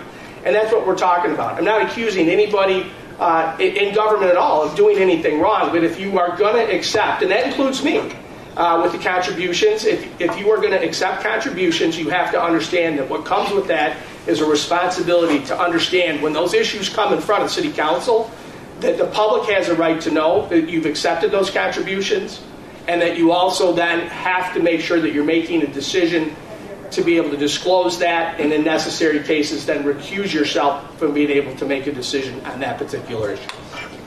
Candidate Vitek. Yes, I pride myself on being ethical. I have a role in the not-for-profit sector for a 501c3. Clint's right. I mean, you can see all of our contributions. Anyone can look them up. And we have contributions from our friends. We have them from businesses.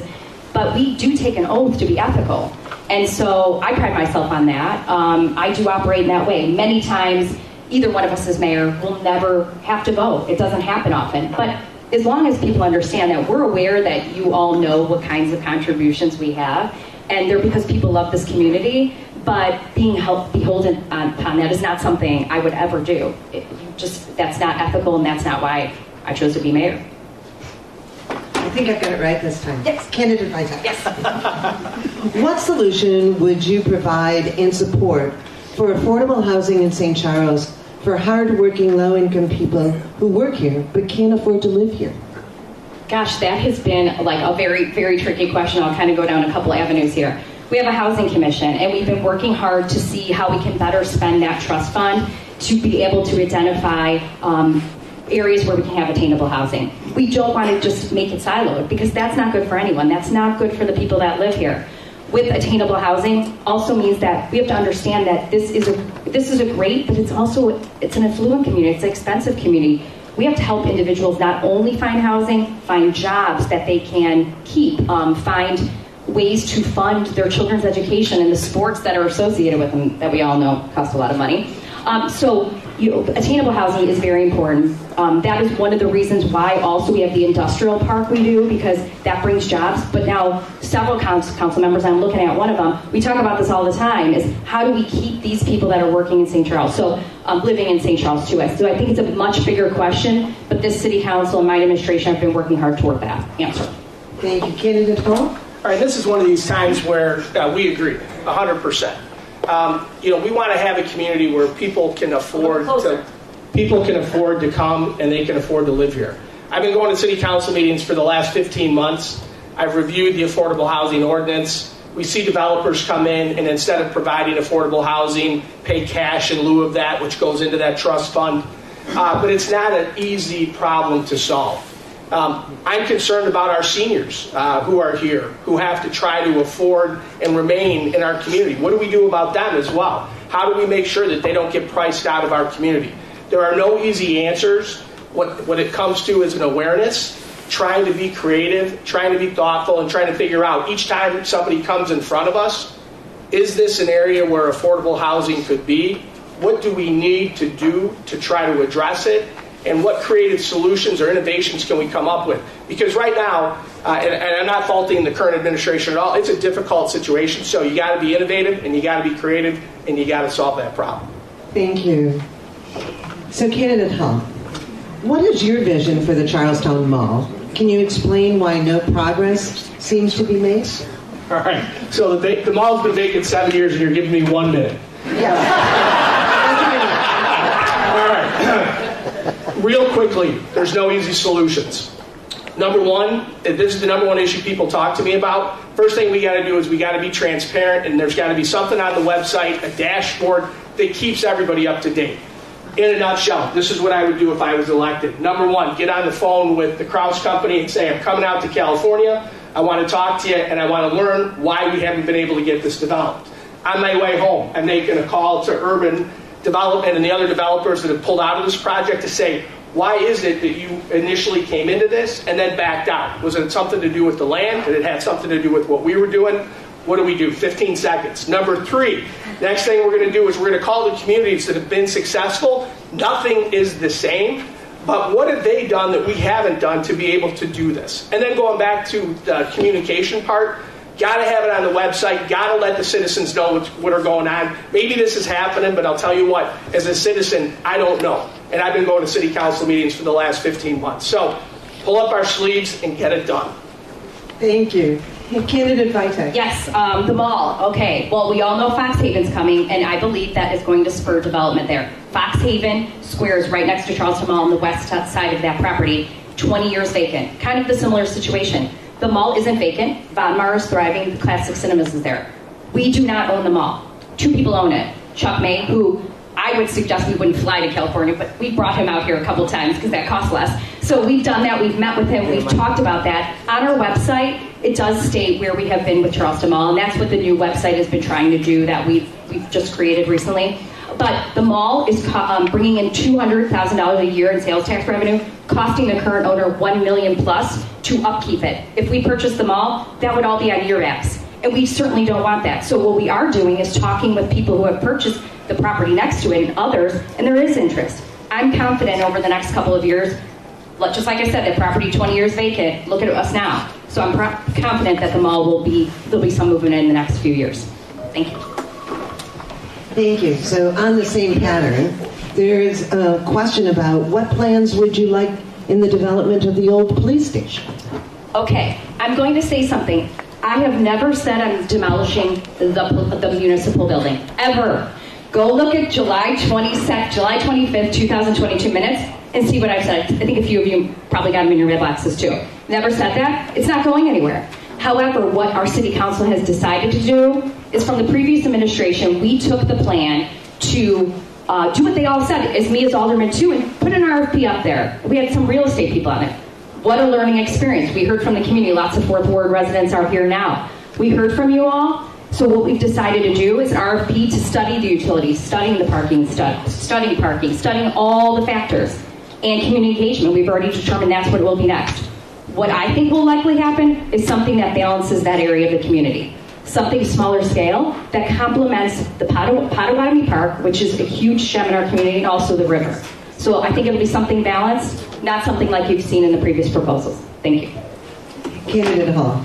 Sure. So in 2017, the City Council made a decision to move the police station to where it is now. We've just done a feasibility study 7 years after that decision was made.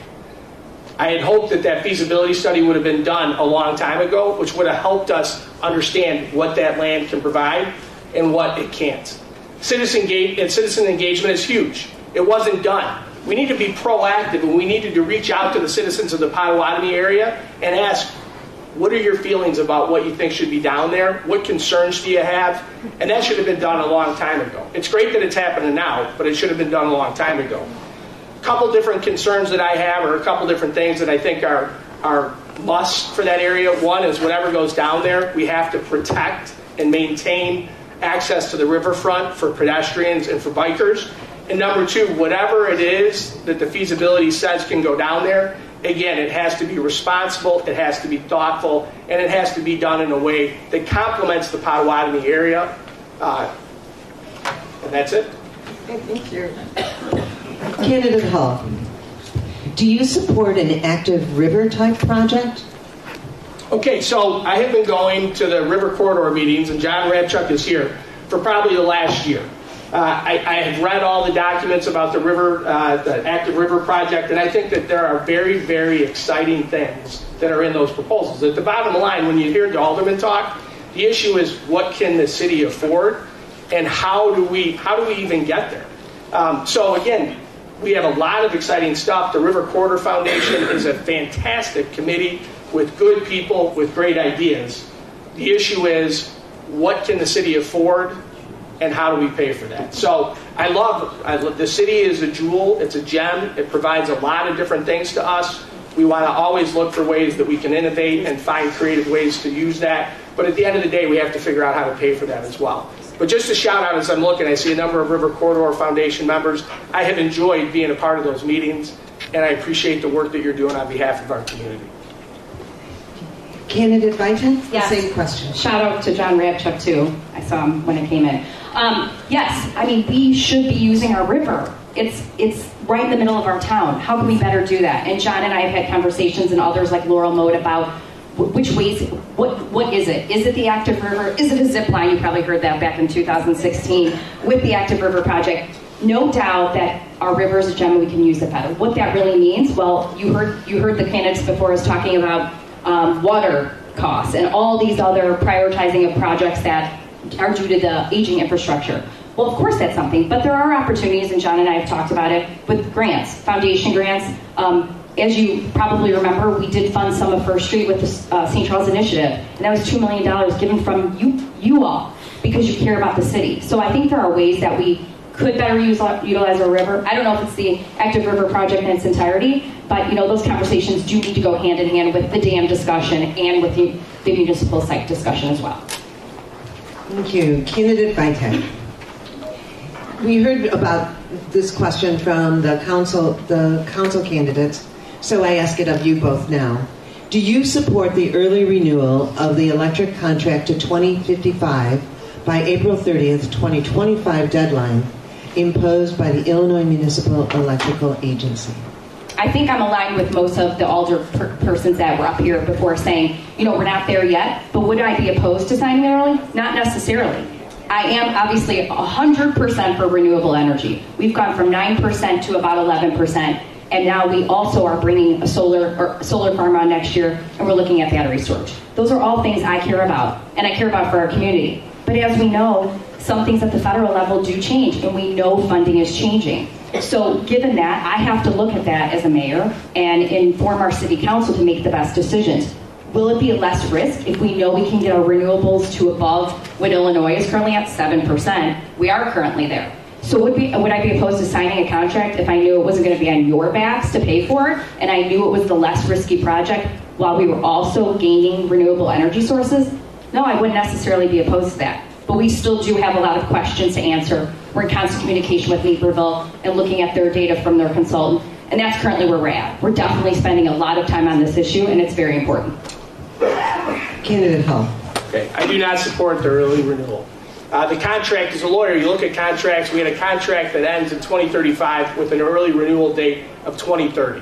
When IMEA came in and said, we want you to make that decision by 2025, they don't have the right to do that because the contract doesn't say that we have to do this until 2030.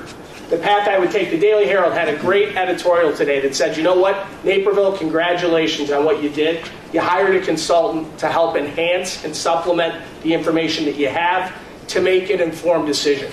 And that's what we need to do. The city of St. Charles, if I'm elected mayor, I want to hire a consultant that will continue to help supplement the information that we already have.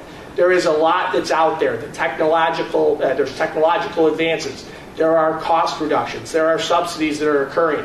What we need to have is somebody that's going to come in that understands and is an expert in that field and will help us make the best decision for the citizens of St. Charles. Thank you. Thank you. Candidate Hull. This is a long question, but a good question. All right. Do you think enough people participate in our local elections? After you say no, how would you get people engaged and excited to be involved in the local election process? So, following your directions, the answer is no, correct? All right, there we go. So, absolutely not. When you look at voting turnout in the last mayoral election, it was 16%. Usually it hovers under 30%. So the idea is, how do you get people excited and engaged? I have 4 kids that are in their 20s, and my job is to make them excited about going to the ballot box, this time especially excited about it, but making sure that they're there. The way that you do that is you engage them in city government.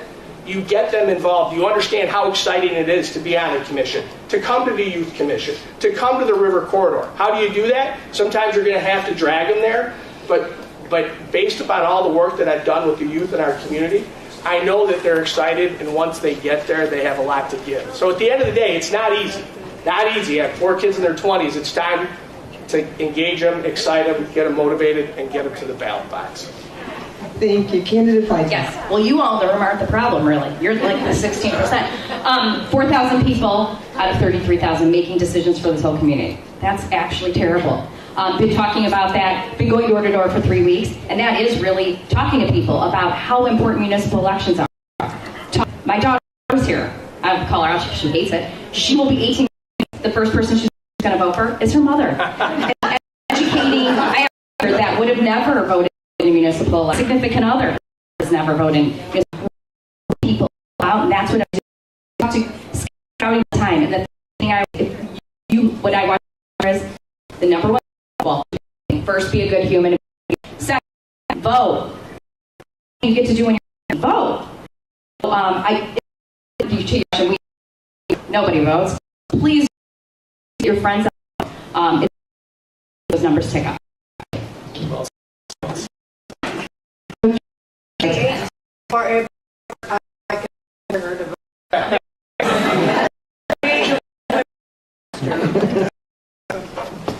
I'll give you Patty's.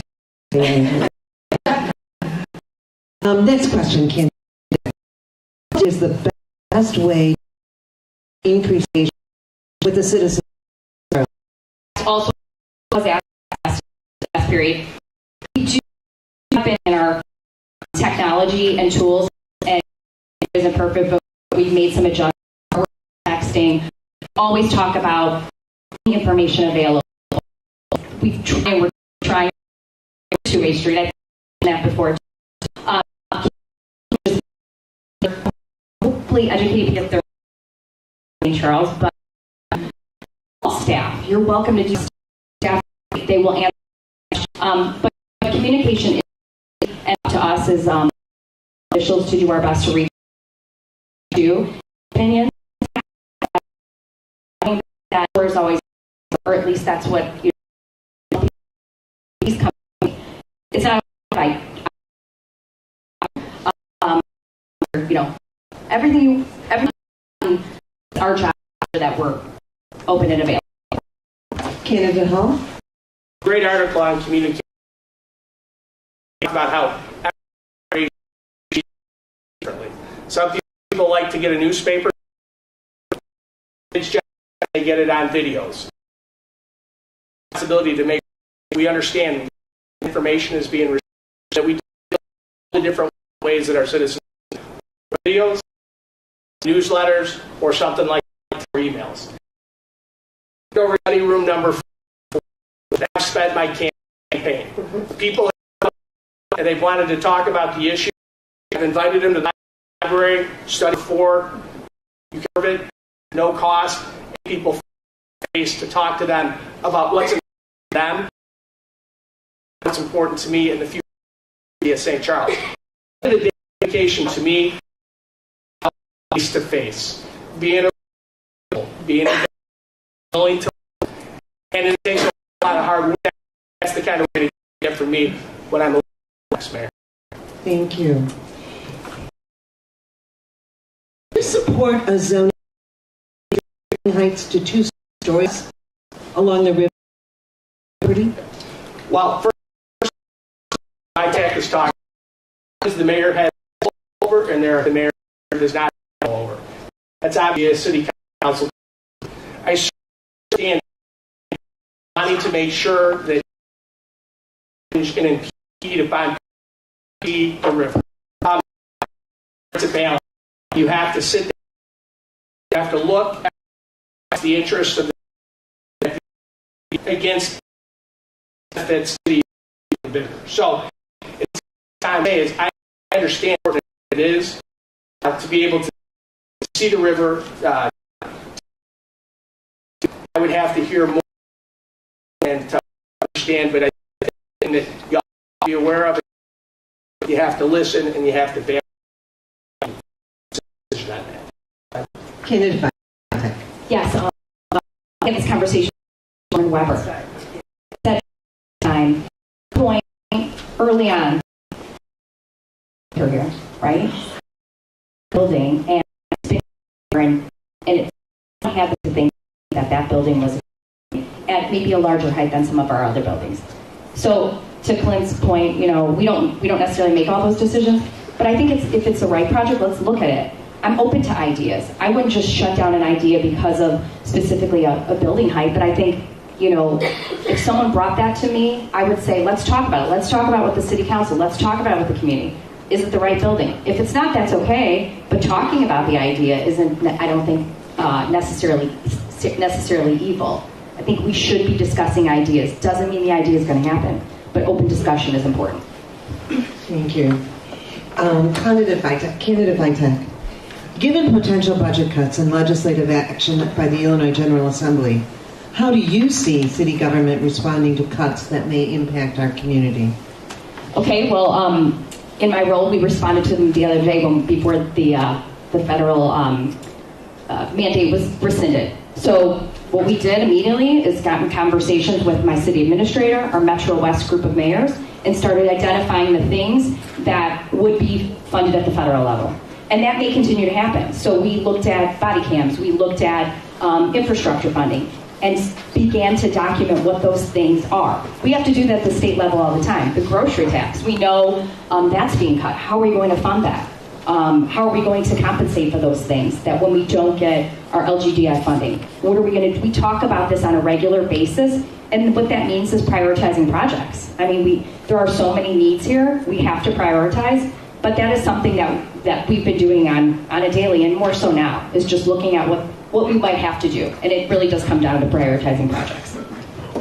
Candidate Hall. Yeah, this is, again, one of these situations where I think Mayor Vitek made a lot of really good points. Bottom line, it comes down to prioritizing. When I ran the 16th Judicial Circuit, when I served 550,000 people, when I was the chief judge over Kane County, there were times that we had to make important decisions about what we could afford and what we couldn't afford.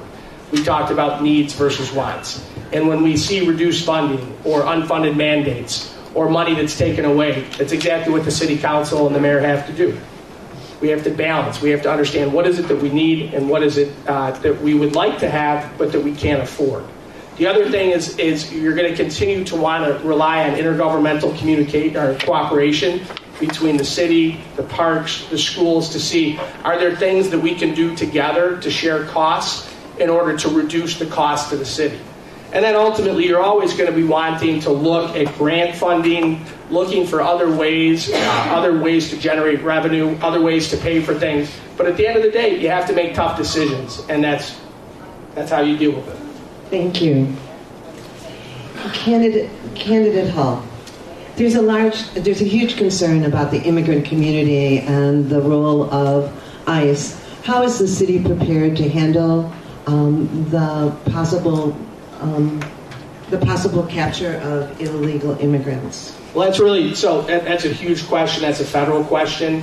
Not one that I think that the mayor has a position, but what I will tell you about St. Charles is we want St. Charles to be a place where people feel welcome. When people come to our community, we want them to feel that they're welcome and that they can be respected and involved. But when we talk about that, I hear rumors all the time about, we have this many people that are going to be coming to stay at the Kane County Fairgrounds. We have this many people that are coming. Those are rumors. And so when we talk about immigration and we talk about what the city of St. Charles can do about immigration issues, it's a federal concern. If there was something that was brought to us, we would, again, always want to communicate and work with the governmental agencies. And as mayor, that's what I would do. But again, I think that when we're talking about immigration policies, sanctuary cities, that's a federal issue. Thank you. Candidate Vitek? Yes, there are federal laws, obviously. What we've been doing is the city administrator and I have sat down with our police department and sat down with the school board, because the human issue is that you have to remember you have children and your children go to school with these children. So there's a human issue. But there are state laws. We've had conversations with our law enforcement, like what happens if? And the law enforcement by state law cannot get involved. They will not get involved. So we know that in Illinois it's a little different. But regarding that, I mean, there is also this human component to it, and there are wonderful people out there that have been walking around educating our businesses. I don't know if Sue Sanders is here, but I know she's one of them. And just what to happen if. So I think our community's been great in coming together and educating people. We're working with the other governmental bodies. I'm in constant contact, my administration is, with our police department on the what ifs. So I think it's just being prepared and knowing what people's rights are. That's very important so that we can make sure that they're getting their rights. Thank you. Thank you. Another concern, Candidate Vitek, is there's growing concerns from dramatic climate events across the country. How would you ensure St. Charles is prepared for a potential catastrophic storm? Wow, okay. That's a big one. We have a great fire department that we can work with, but I think in terms of climate events and climate change and all that, gosh, big question. Working with our state legislators and officials in local communities through our police department and the fire department, just making sure that we're prepared. I know those conversations happen on a continual basis. With our public works, I mean, you sometimes don't know until something happens, but we have great, first responders that I'm confident in could help us. But I think that's probably a really great question. That's something we probably should look deeper at. I know that in special instances we have plans, but maybe not every instance. As we saw with New Orleans and other situations, you're not always prepared for what you haven't planned for. Candidate Hall. Okay, and now when we know that these are occurring, we do need to plan. And so one of the strengths that I bring to the city is I have served for 30 years and worked hand in hand with the St. Charles Police Department as a prosecutor and a judge. And when we're talking about how do we prepare, it starts with communication with our first responders, with our police, with our fire, with our county. Throughout my career in the court system, what I've been so impressed with is our first responders, not only in St. Charles, but throughout King County. When we're talking about the type of event that we're talking about there, it's not just a St. Charles response, it's a county response, it's a state response. And so preparation, understanding what we are prepared for, what we would need if something happened, where our gaps are, and planning to figure out how we fill those gaps before this ever happens. Thank you. To lighten the questions up a little bit. Yeah, thanks. If elected mayor, what would you like your legacy to be? Okay. Well, again, going back to being born and raised here, what I would want a legacy to be is that I served the community, that when I talk about serving the community, it's not just serving one, it's serving all. Talking about making a difference in the lives of individual residents, helping our businesses, helping our intergovernmental, and also helping our 501c3s. We have one of the most caring communities, and when people talk about my love for St. Charles, it's because of the people and what the people in St. Charles do to help one another. And so, as your mayor, I guess when you talk about a legacy, again, it's not about the legacy I would leave, it would be about the influence and the opportunities that we were able to create for the citizens of St. Charles. And for 501c3s, again and again, whether it's Fox Valley Heart for Hope, whether it's CASA, whether it's the Fox Valley Health Partnership, I can go on and on. We just want to serve. And if I could do that, that would be a fantastic legacy. Candidate Vitek, what would your legacy be? Yes, my whole life has been about working in the not-for-profit sector, and that's what my career has been in, and this is just an extension of it. My legacy is not about me. It's about that when I walk into this office, which I have now, that the office and the community is better than when I started.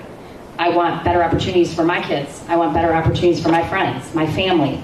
I want people to want to come here. I want people to want to live here, raise families here, work here. So really, it's not about me. It's just that if I can do something small to just make this community a little bit better than I started, that's the legacy I want to leave. Thank you. That was our last question, because I do want to leave time for you to be able to meet with your constituents as an individual. So let's take a deep breath, and we'll start with candidate Vitek for your closing statement. Yes, thank you so much, League of Women Voters, and everyone here for taking your time out. It's been my honor to be your mayor for the past 4 years. Our city is thriving under my administration with the hard work being put in by our city staff and the council members who have dedicated their time and energy for our city.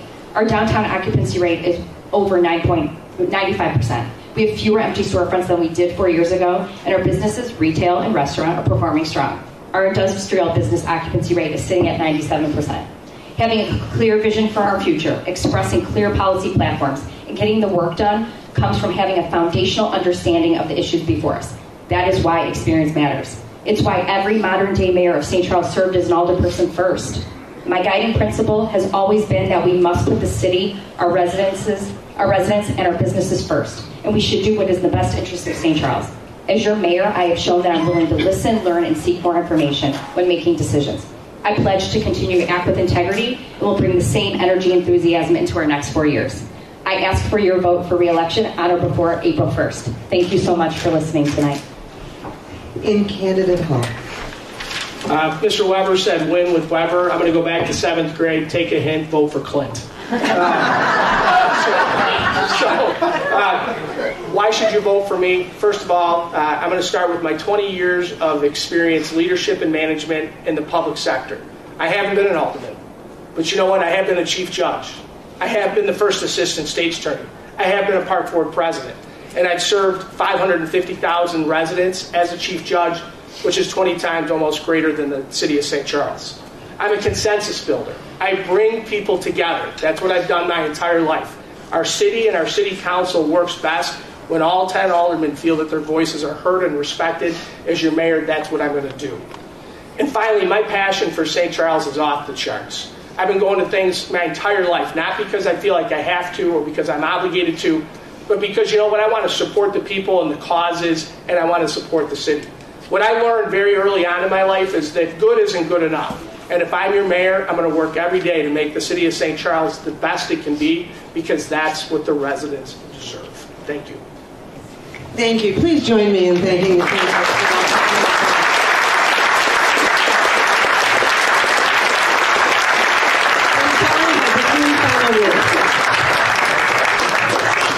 Okay, so we got one down, 6 more to go. So we're wrapping up tonight's forum. I would like to extend my gratitude to all the candidates for your participation and to the audience for your engagement. Your presence tonight demonstrates the importance of civic involvement and the desire for informed decision-making within our community. If your question was not asked tonight, and we have a lot left, please direct them to the candidates. We encourage you to continue to keep asking the questions, keep seeking information, and keep engaging with our candidates in the days leading up to the election. Remember, your vote is your voice, and it is vital that you make it heard. A very special thank you to the St. Charles Library for hosting us, and to all those who made this forum possible, including BATV, our dedicated volunteers, and all our supporters.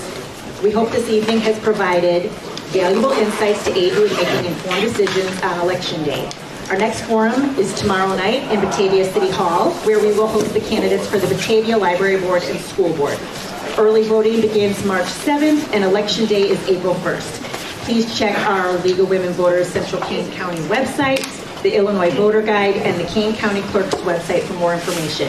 Thanks again for being here. Safe travels home, and let's continue to engage in meaningful conversation as we work together to strengthen our community. Thank